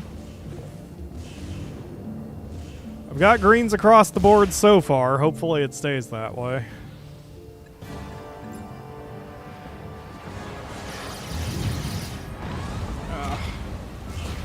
Come on, come on, come on, come on, come on.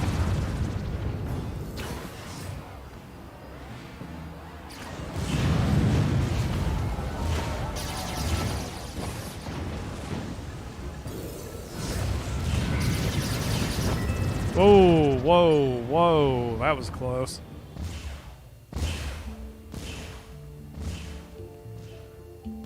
Okay. Yep, that's all I needed from that. Whoa. That's all I needed from that one.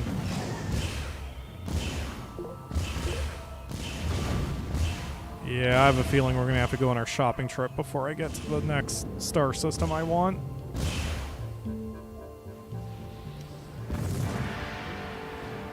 Copy ledge, thank you. Much appreciated. Ever since I was getting reports of dropped frames, I've suddenly become paranoid. Which stream was it that happened to? I think it was 2 streaming Sundays ago. Like, man, that was very, very, very... What, Akamura? Yeah, that wasn't good for any of our mentalities. Alright, let's reevaluate. Corby. Turin. Where was the... Wait a minute.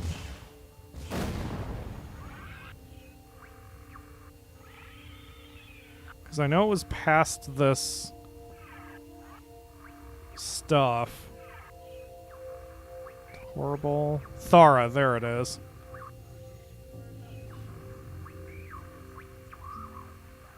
Oh yeah, it was Mars Horizon. That's right. Okay, I don't know if I'll be able to reach that one. Okay, I'm gonna retreat. We just don't have the tools right now, so I am going to retreat. But I mean, we tore a massive hole in the Grox's defense, so I think we'll be alright. See. They have still not refreshed the shops. Okay. We're probably going to have to go all the way back to our allies and buy from them.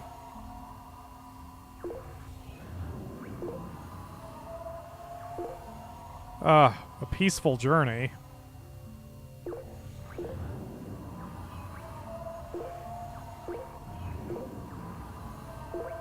Relatively peaceful.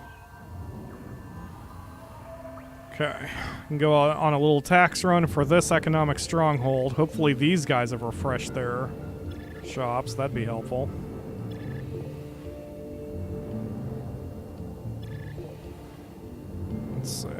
I don't even need to sell anything at this point. I just need to buy stuff. Okay, colonies.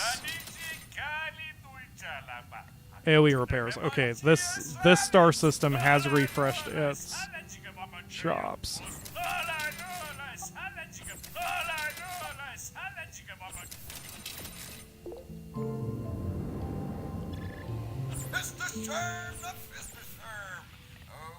Okay, so all we need to really buy are the health ones and the AoE repairs.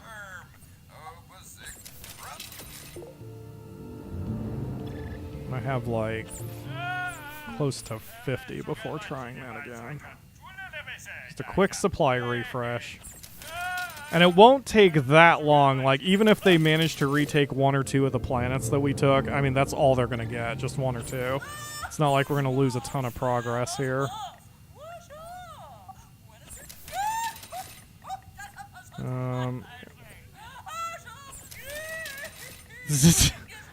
I think it did say Soul, yes. They use Simlash. Okay. Moving on.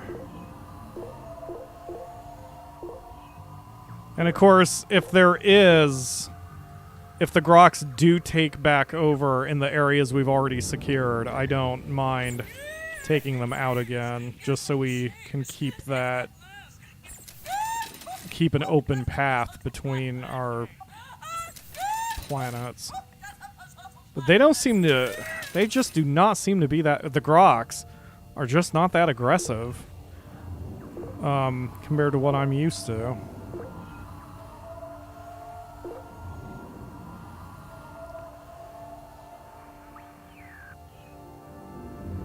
Who's chilling? The Grox? I mean, in a way, yeah, they kind of are. It's very strange. I probably didn't do this since they patched it. Like, and when I say they, I mean Maxis back in, like, 08, 09, or 2010. Like, you know, it was very early that I played this game and got to the center. So I haven't been there in a over a literal decade in real life. So this is also kind of exciting for me, yes. Oh, the antimatter missile. I forget about those. I always forget about those super tools. Like, they're not really worth it because of how much they cost, in my opinion, but they are an option. Alright, once we buy all the tools from here, because this solar system has 5 planets, we'll be ready to go back in.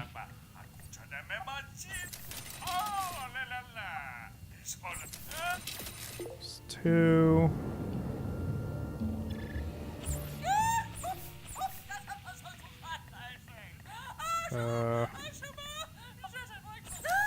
Wish I could sort. Like, there's something, again, a quality of life. I wish I could sort the trade screens rather than having to find where every little thing is. That said, that's quality of life. That's addition rather than something I would take out of Spore. Okay. So I now have 47 full heals and 57 normal heals. Yeah, that'll do for a hot minute.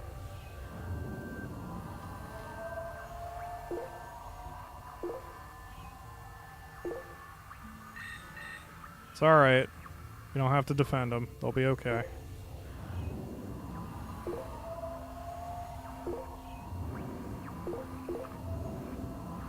I know it seems really weird that I'm just ignoring the plight of my people, but, like, they're fine. That's the thing. I mean, why waste my time when my own people can defend themselves? And that's something I didn't understand again when I played this at first, that your people, your colonies can defend themselves, provided you've given them enough guns to do so. You don't have to intervene every time you get an alert that such and such is under attack. Okay, So, once again, we are here, and we want to get to Thara, which is there. Still have a ways to go, but we've cut through most of their resistance here. What? Why can't I go? Oh. Guess I have to go there first. Yeah, there we go. The overhead view is a little deceiving because some of these star systems are higher or lower than other star systems. Alright. Here we go. Yes, the Grox are rightly scared of the pink.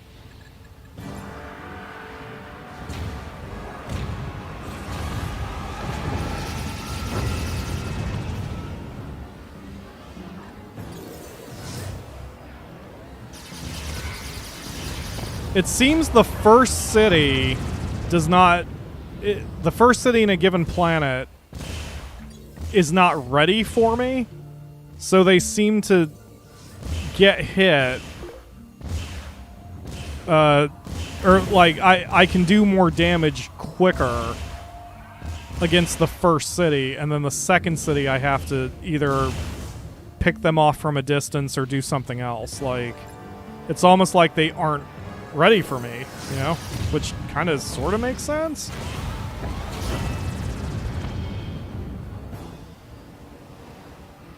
Hello, Angry Drunken German. Thank you for joining the stream. We're just genociding an entire species. It's fine. Just a typical Tuesday. Oh, God!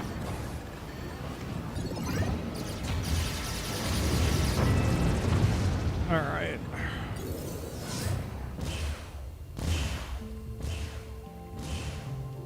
Remember, the goal is Thara.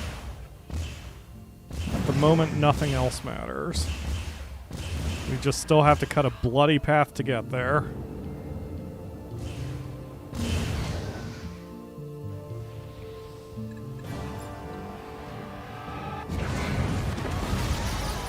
Ooh. Come on.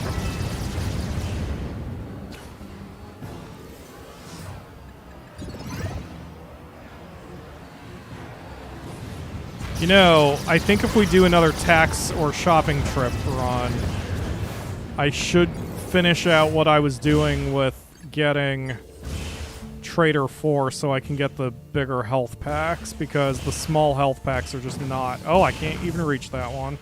How about that? I can't reach that system.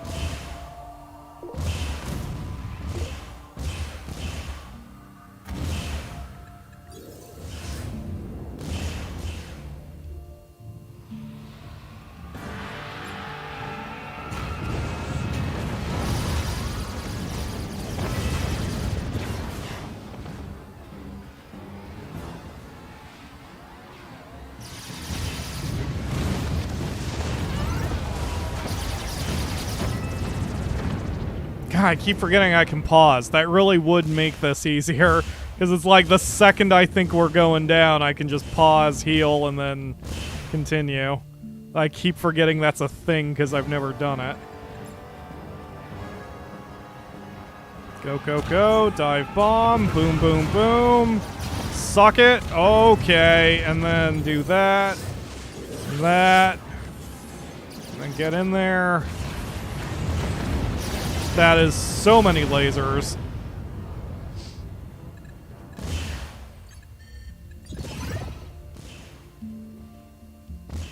Okay. Wait, did you guys make another? Oh no, that's the... Okay, that's fine. God, the center, it's right there, guys. It's right there. It's so close.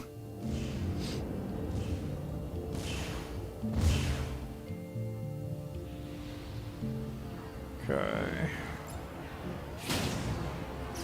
If the center... Oh, that was easy. Alright. If the center is within 20 of Thara, then we'll just go for it rather than fighting our way through. Wow. Alright. It's a very new planet.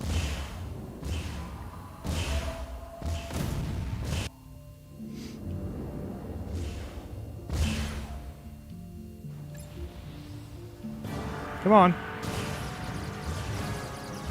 I guess that's what I should be doing. I should be engaging the fighters when I arrive, just to get them off my back. Yeah, did you see how much they jerked me backwards? That was not me. That was them bullying me. I mean, I guess that's probably the wrong word since I'm the aggressor here, but you know what I mean.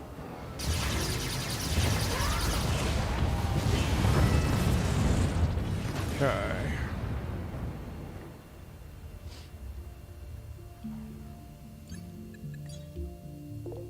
There should be a way to automate attacking forces versus the Grox so it's not just one ship that destroys a whole race. I agree. I wish there was a way you could have... that you could send your people on missions or something. That would be something else I would add to the game.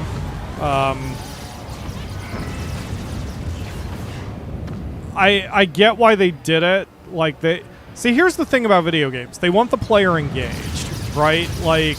That's why we, as gamers, generally have to do everything when it comes to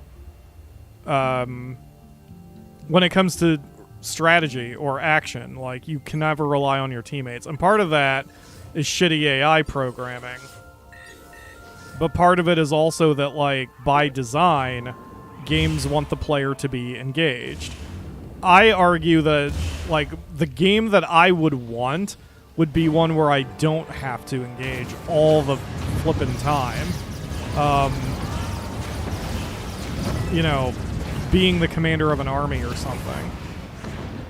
There are games that have gotten close to what I really want, but there's never been a game that's been, like, exactly what I wanted. And that's fine. Like, you know, I shouldn't expect it. If I want a game that badly, I'll learn how to make it. Okay. So do you just have the one ship turn around? Yes. We can call in allies, but the allies are so inefficient against the Grox that they're not worth it. Like, it takes too much effort to get your allies together. Oh, there's Thara. Hey, we're here. Let's take this last one out, because clearly I got close enough to trigger an attack.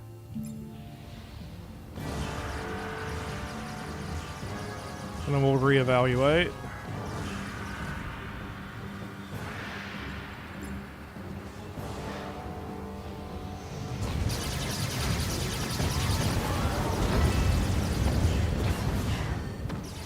Oh, shit! By the time I realized I was in critical hell, I had already, Oh, shit, the Grox are here? Okay. Well, since I'm here anyway...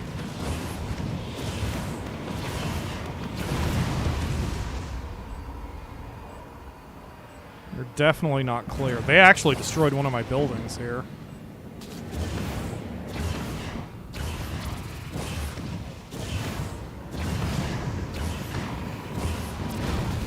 Okay, the Grox are gone.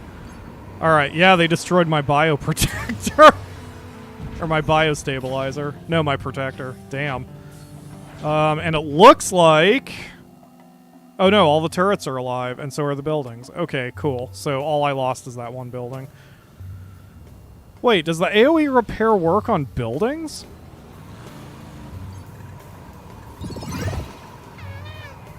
It works on turrets, but not my building. That's too bad. I don't know if there's a way to repair buildings if they're damaged. Yeah, exactly, as Ledge says. Since there is no perfect game... Actually, that's even a line from a YouTuber named Jim Sterling, who I think said it perfectly, where they said, there is no perfect game, there are only perfect games. Which basically means, like, there is no one product that will do every little thing for you, but there are plenty of products that will do certain things for you.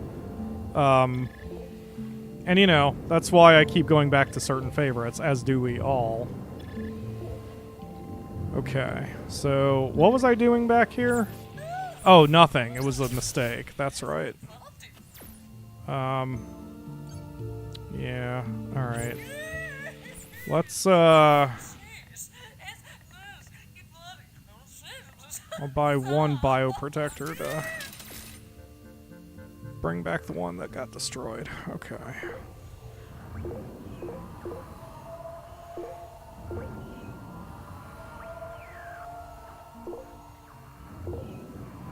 The nice thing about carving a path is it reminds me where to go. Can I reach this one?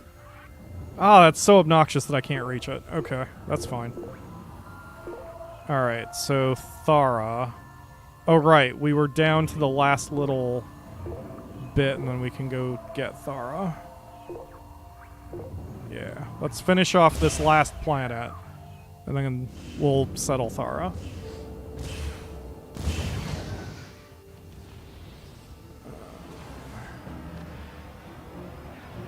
That looked and ended like a Star Trek sequel.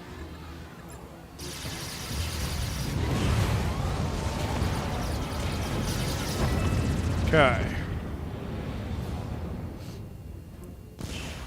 So that should be...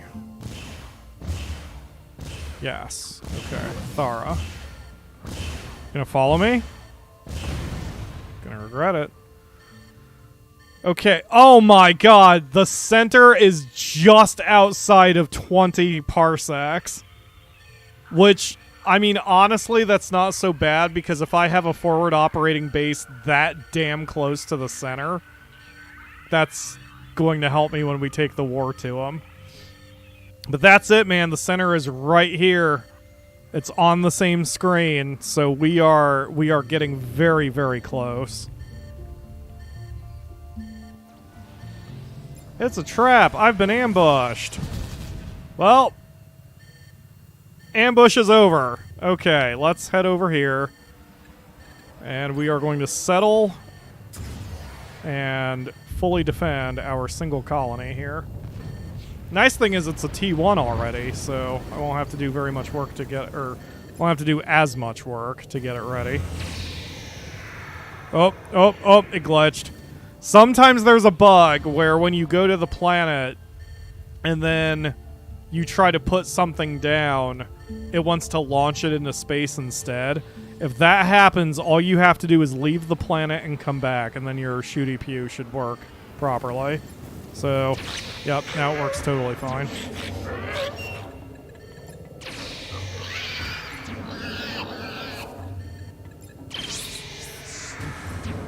Okay. So, thank you. Now we do this. The space age would look interesting in 3D. Yeah.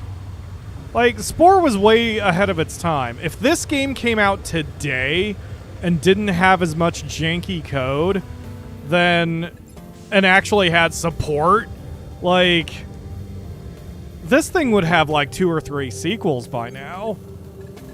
We could do Spore in VR, maybe? Like, the possibilities are friggin' endless. It's just EA tanked the game back in the day. Because sometimes that's what EA does. And maybe not even necessarily on purpose. They just had their own priorities that did not match Maxis's. Like, so it goes, you know? Dang. Grass. And bush. And tree. Herbivore. Apparently this herbivore is called Dick Scrape? Dick Shape? I don't know. That was also done by one of my Spore buddies. By the way, if you own Spore, like, especially if I do another run, friggin' let me know what your Spore buddy name is so I can download your stuff. Because remember, it's one way also. All I have to do is search for you. So here's Soul. Like, Soul has made the fin leg, which is very cute. And so all she did was tell me her name, which is SoulSkinnet01. And I added her. And remember, Spore buddies...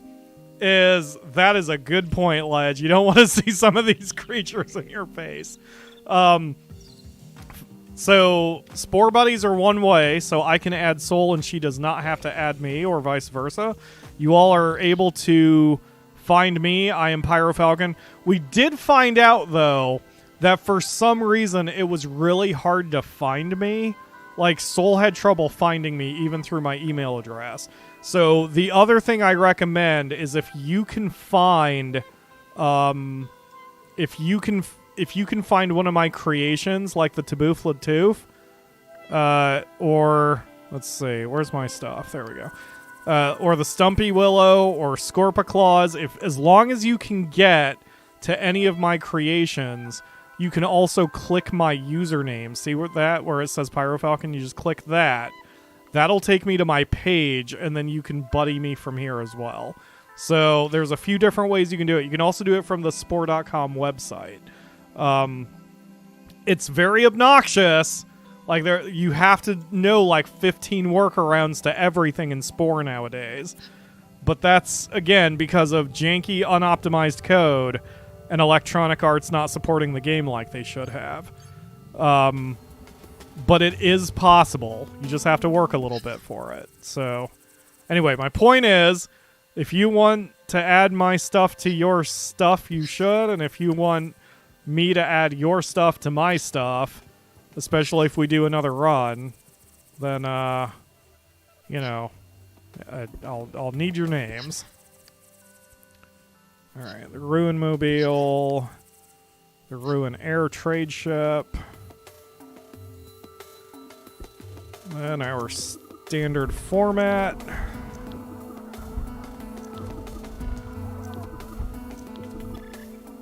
I think there's another thing you can do, by the way. There's a building called the Happiness Booster, and you put it on a planet that you own, and supposedly it maximizes the happiness.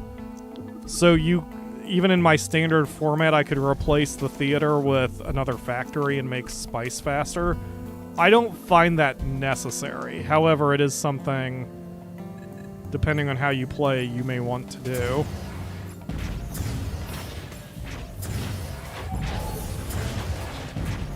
Okay.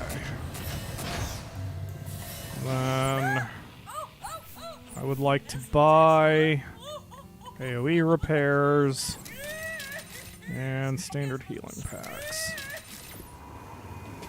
Okay. So this planet is defended. Not fully, but it is well defended. Alright.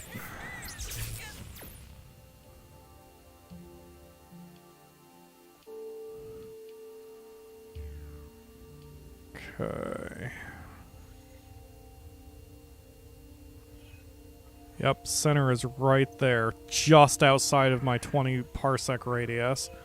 So we want to head toward it as close as possible. Linar looks good. Really, it doesn't matter. Like, any of these around here are going to work. So we're just going to push forward, cutting a path along the way, and hopefully set up shop right outside the center. So here we go.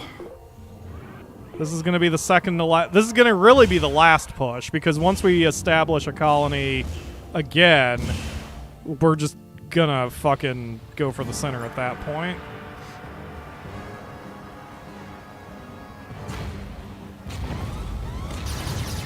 Yeah, see, it took them a second to fire. It's like the turrets were not ready. But now, yeah, now when I go to the second city, they're opening fire on me immediately.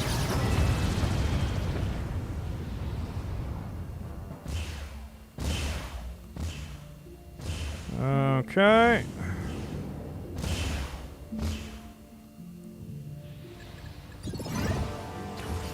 Let's take out the scouts.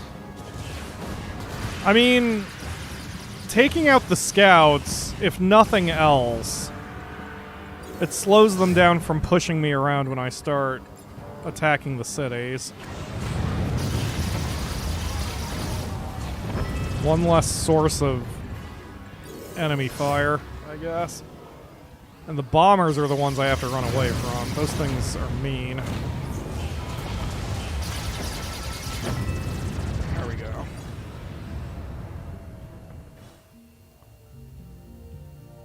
Okay.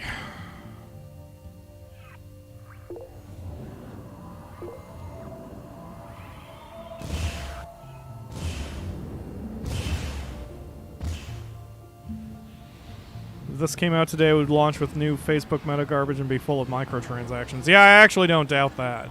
I actually don't. Like, that is the way it's going. The way gaming is going. But, you know.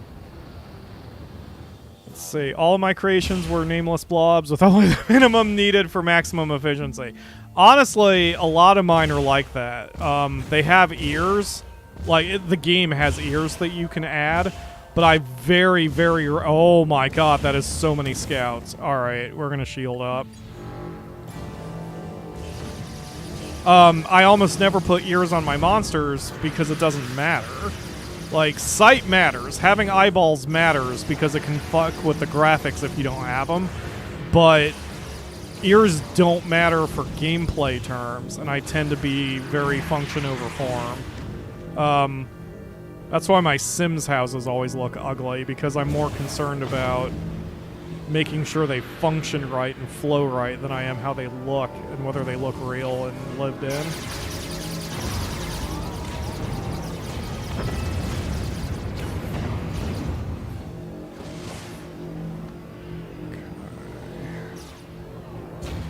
But also, I generally just don't even have a visual eye, like, when it comes to aesthetics.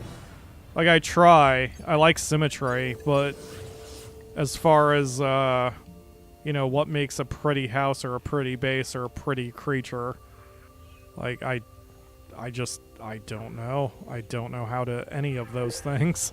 Oh god, there's so many in here. Well, it shouldn't surprise me that the final push, or what is essentially the final push, is going to be the worst one, so it goes.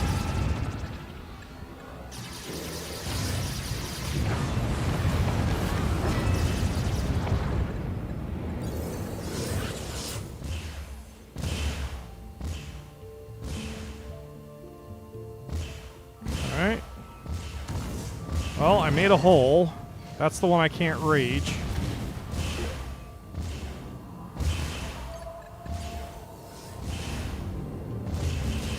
And 1 feather on the head for 5 sneaking, yeah.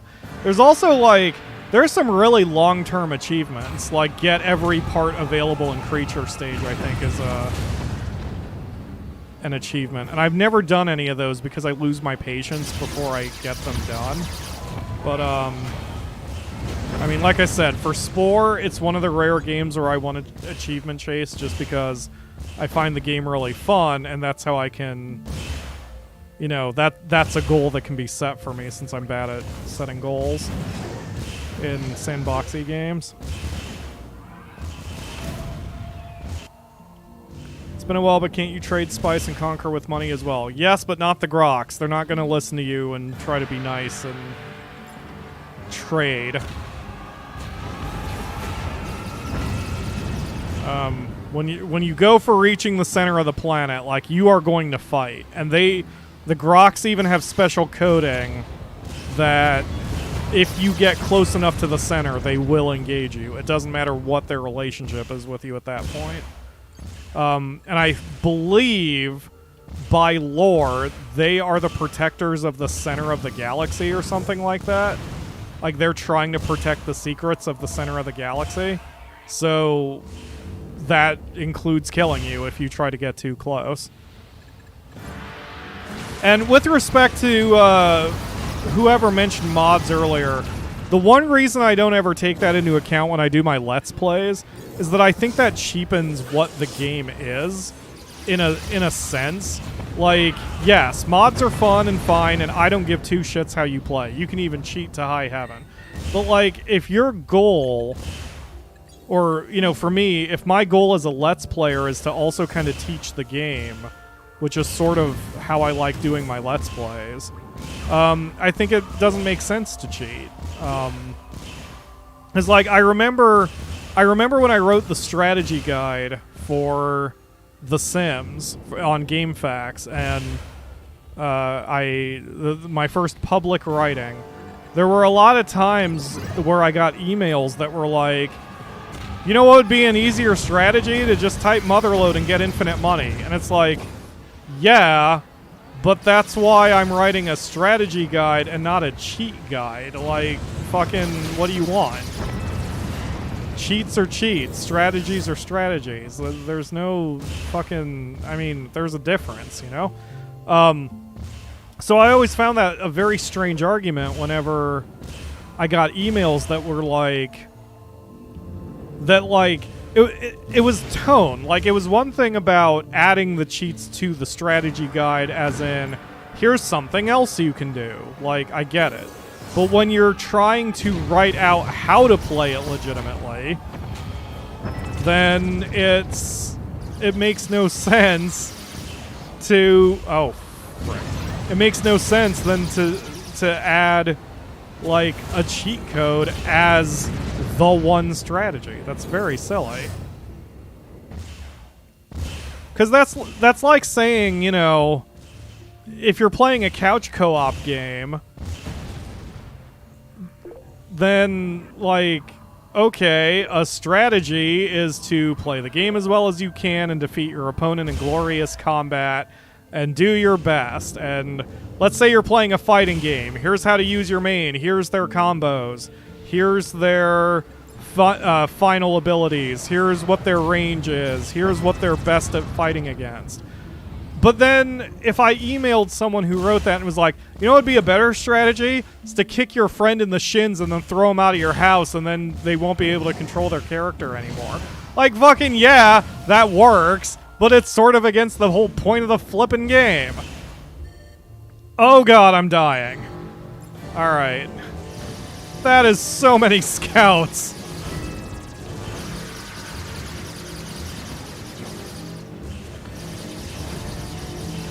So yeah, just, it's so silly to me.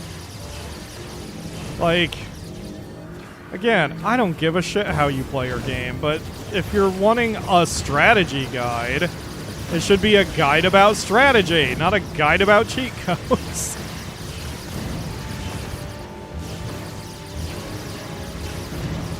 I don't like cheating in games anyway. Ah, crap, I just used my AoE heal and I'm shielded. Well, I shouldn't waste my shield. I should at least fucking attack.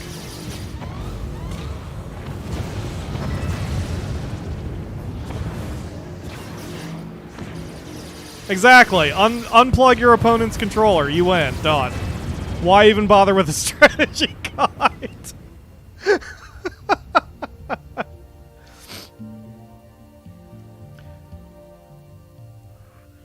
So... I don't know. It's just silly to me. Oh, they plugged the hole. That's a problem. I want an unbroken line between myself and where... Look, that's the center. Galactic core. It's only 8 parsecs away. We are that close. Oh my god, that is so many Grox ships. Holy shit.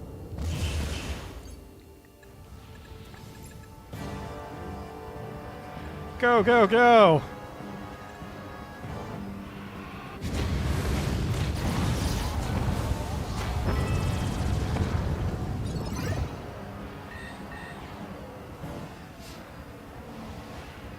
I only use cheat codes after I beat it, or at least really try. Yeah, exactly. Like, to me, that's fine. That's how I generally play too. I try to play honestly, and if it's beyond my skills and I don't walk away or whatever, then I'll look it up or cheat or whatever. And of course, after you beat a game and you just want to screw around, then fucking whatever. But like, yeah, that's exactly my philosophy as well. I don't know. Oh my god, there are so many Grox. Oh fuck. There are so many Grox ships. It's because, like, there are so many Grox planets near me. There's just a ton of them right now. Wow. Wow, they pushed me bad. And for me, it also depends on the game. Like, you know, again, games like Spore, I don't want to cheat on. The Sims, I don't want to cheat on. Games like Skyrim that I've played 1,000 times, sure, why not? at this point. Who cares? Oh, God. Okay, well, my shield's charged, so let's take out the scouts.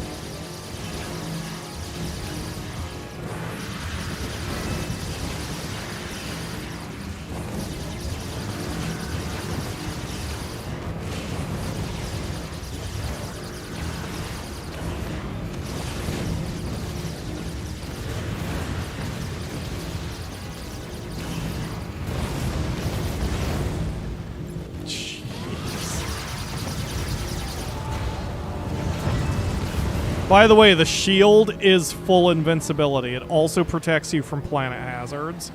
So, yeah,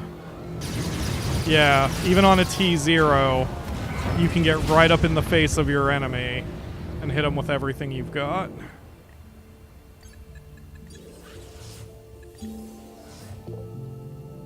Ooh, didn't realize there were 3 planets here with Groxes.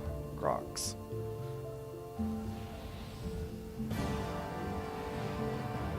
Cheating on your games, how scandalous.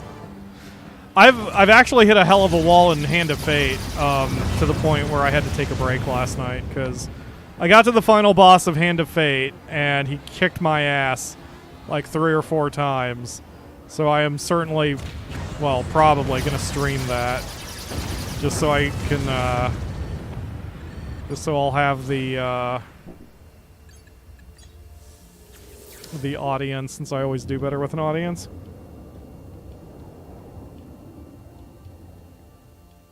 Yeah, the only time I'm against cheating is when it's on a multiplayer game, you know. Well, and even then it's like on a multiplayer game with competition and somebody does not want to cheat. Like then it's not fair. Then you're cheating in every other context of cheating, you know? Like that's not fun. Well, it might be fun for the person who's cheating, but even then, I don't see how... I've never understood how hollow victories feel good. So, you know, I don't get it. But, you know, if you're playing fucking Ark, Survival, Evolved, and you've got a ton of mods and you're making everything easier on everybody, and everyone is in agreement to use it, then who gives a shit? That's fine. Ah!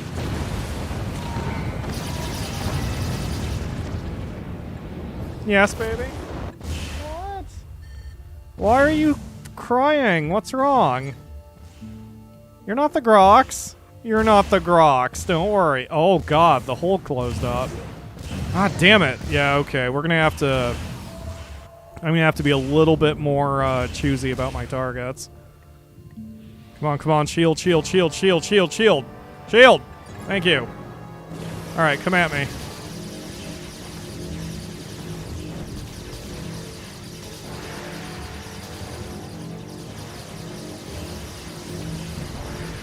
I wonder if they spread and recover faster when you get close to the galactic core.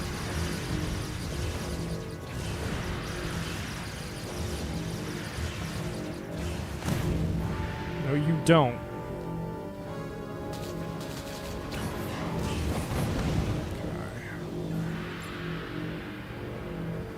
Okay.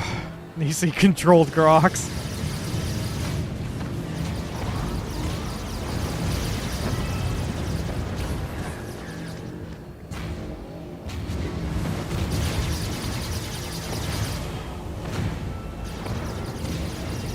What the hell? Come on! That was way too many bombs. Alright. Wow, I'm eating through my tools faster than I thought I would. Yeah, we're gonna have to hit these 3 here to, I think, open a path.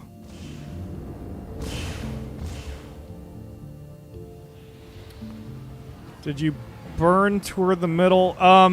Kind of. So, just for the sake of the stream, and the fact that I'm just trying to get to the center, not necessarily wipe out the Grox, we're just cutting a path right through them to try to get to them as fast as, or try to get to the center as fast as possible. I will eventually try to wipe out the Grox completely on my own. But, well, and when I say on my own, I mean not part of a series, because that would take forever. But I still don't mind streaming my efforts to take it to the Grox. But that's not this stream. Oh, Jesus! Alright, I'm going to have to go on the run for a second, because I need my AoE heal to come back. There we go. Alright. Yep. That time I didn't immediately go to the solar system view, because if I had, they would have just immediately shot me, and that would not have helped me. Yeah, there's just a ton of Grox right now. That is the only reason why they're pushing me back. Wow, we may have to go back and get more tools. More healing tools. I thought I had enough to get me through the rest of the galaxy, but maybe not.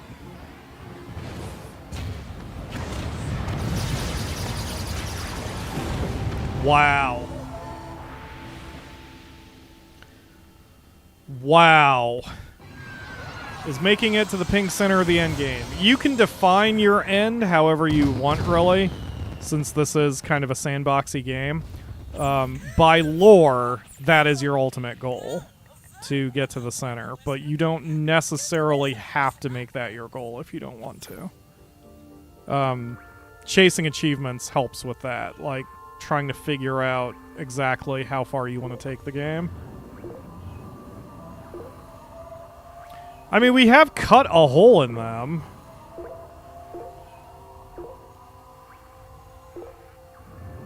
So, I mean, we're making progress.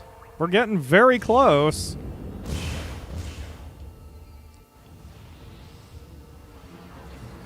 Yep, Ledge put it perfect. In the space age, there's really... There are a lot of ways you can declare it finished, but there is no single finish line. The space game is designed to last forever. And of course, you can always just make a new species and start again.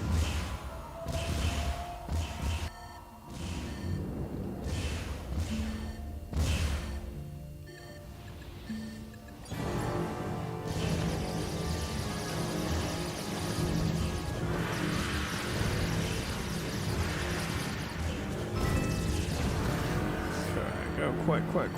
Well, I've got the shield. I may as well bomb rather than heal. And we can heal once we're done with this planet. Get back to the solar system.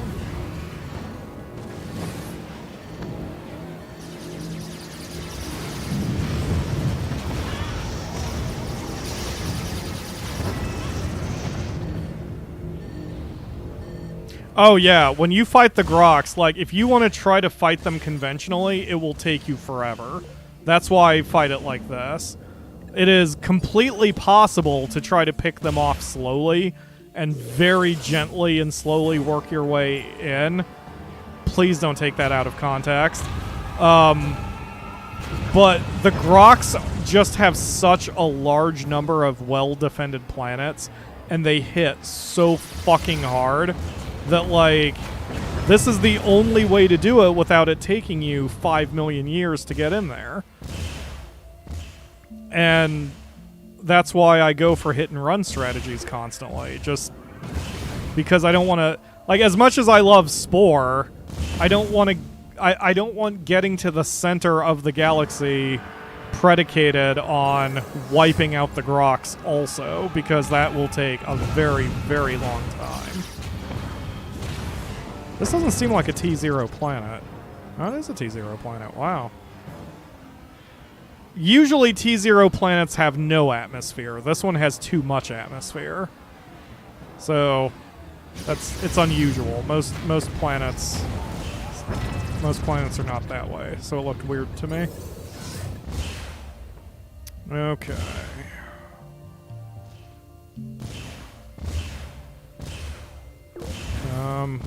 Fuck.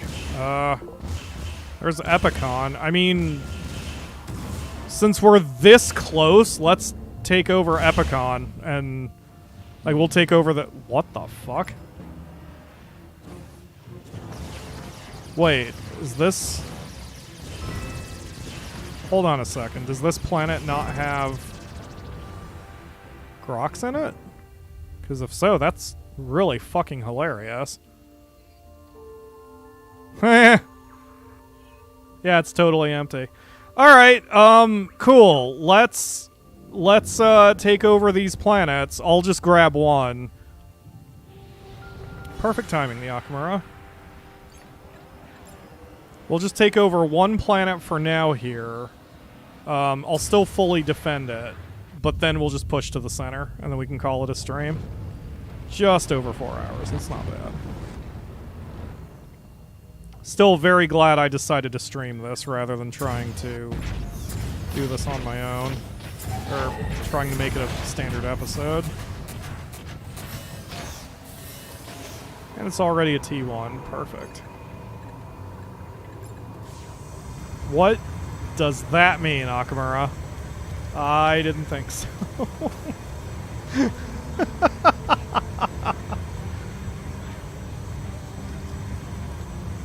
T0 planets are like Los Angeles? That sounds about right. Especially the ones that have too much atmosphere. It's just a smoggy atmosphere. Alright, grass, bush, tree, herbivore, carnivore, and the dot is still moving, so I'm going to do nothing for a second. Okay, grass, bush, tree, herbivore, carnivore, herbivore.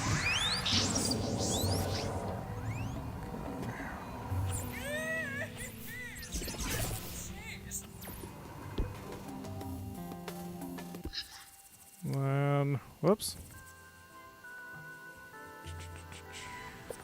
Pinkpunk house. Pinkpunk store. Pinkpunk mint. Ruin mobile. And ruin trade airship. Rain trade airship.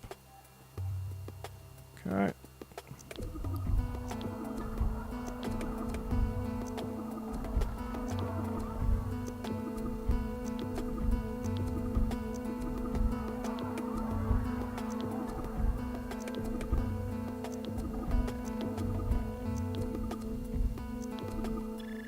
Whoops.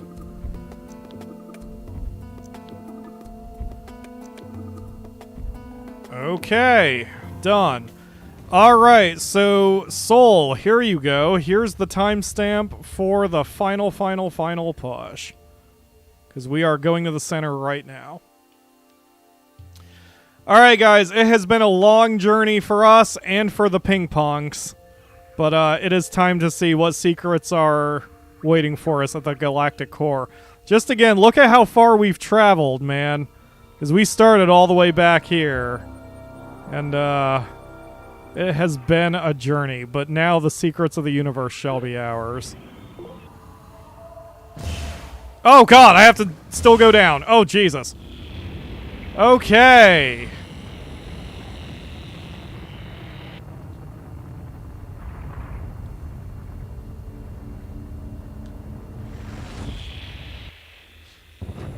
Greetings, my friend. You have traveled very far and overcome many obstacles. Along the way, you have encountered many of your diverse, far-flung siblings. Precious few of them will make it this far. Your heroic efforts have proven you deserving, worthy of advancement to the next level of your existence. The universe you inhabit is but one of many, countless worlds, unseen but yet connected. Your creative efforts have not gone unnoticed. Indeed, they have spilled into these other unseen worlds, just as your world is being enriched by them. It is now time for you to join us. Join us. No, just kidding. It's not scary. Indeed, the times they are good. Really, really good. Some of you may ask, who is this mysterious voice who knows so much and possesses such great powers? I'm glad you asked.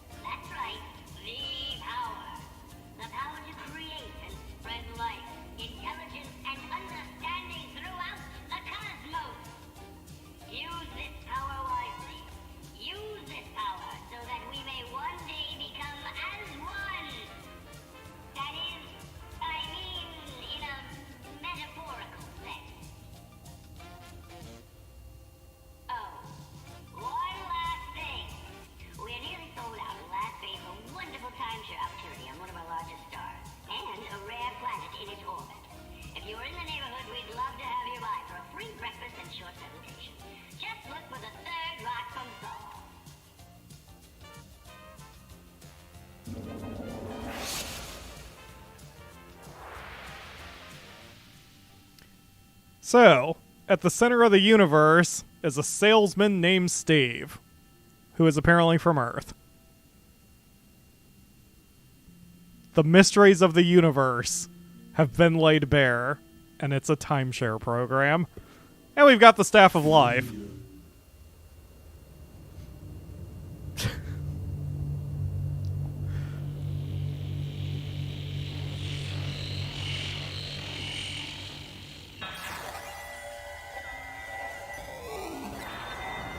Oh god, flashing lights, epilepsy warning.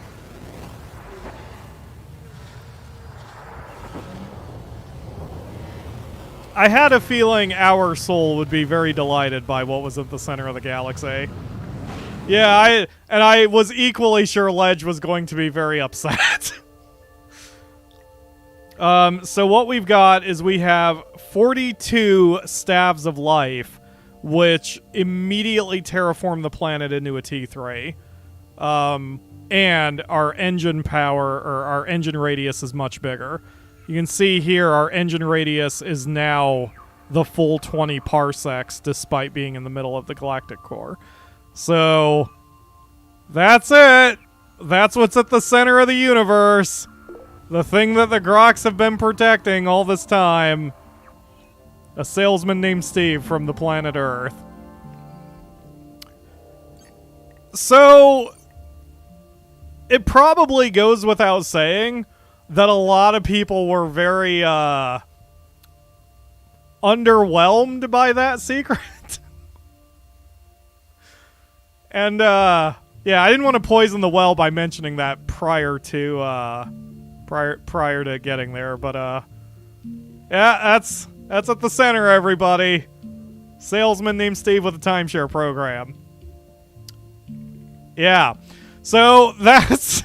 I'm going to call this a series complete. I don't have silent fireworks, since this is a stream. But the series is complete now, however. I will do more Spore and stream such and do the thing. Because we need to do tutorials and adventures, and I need to go find Earth and blow it up. So the Grox don't want anyone else getting in on this sweet timeshare deal.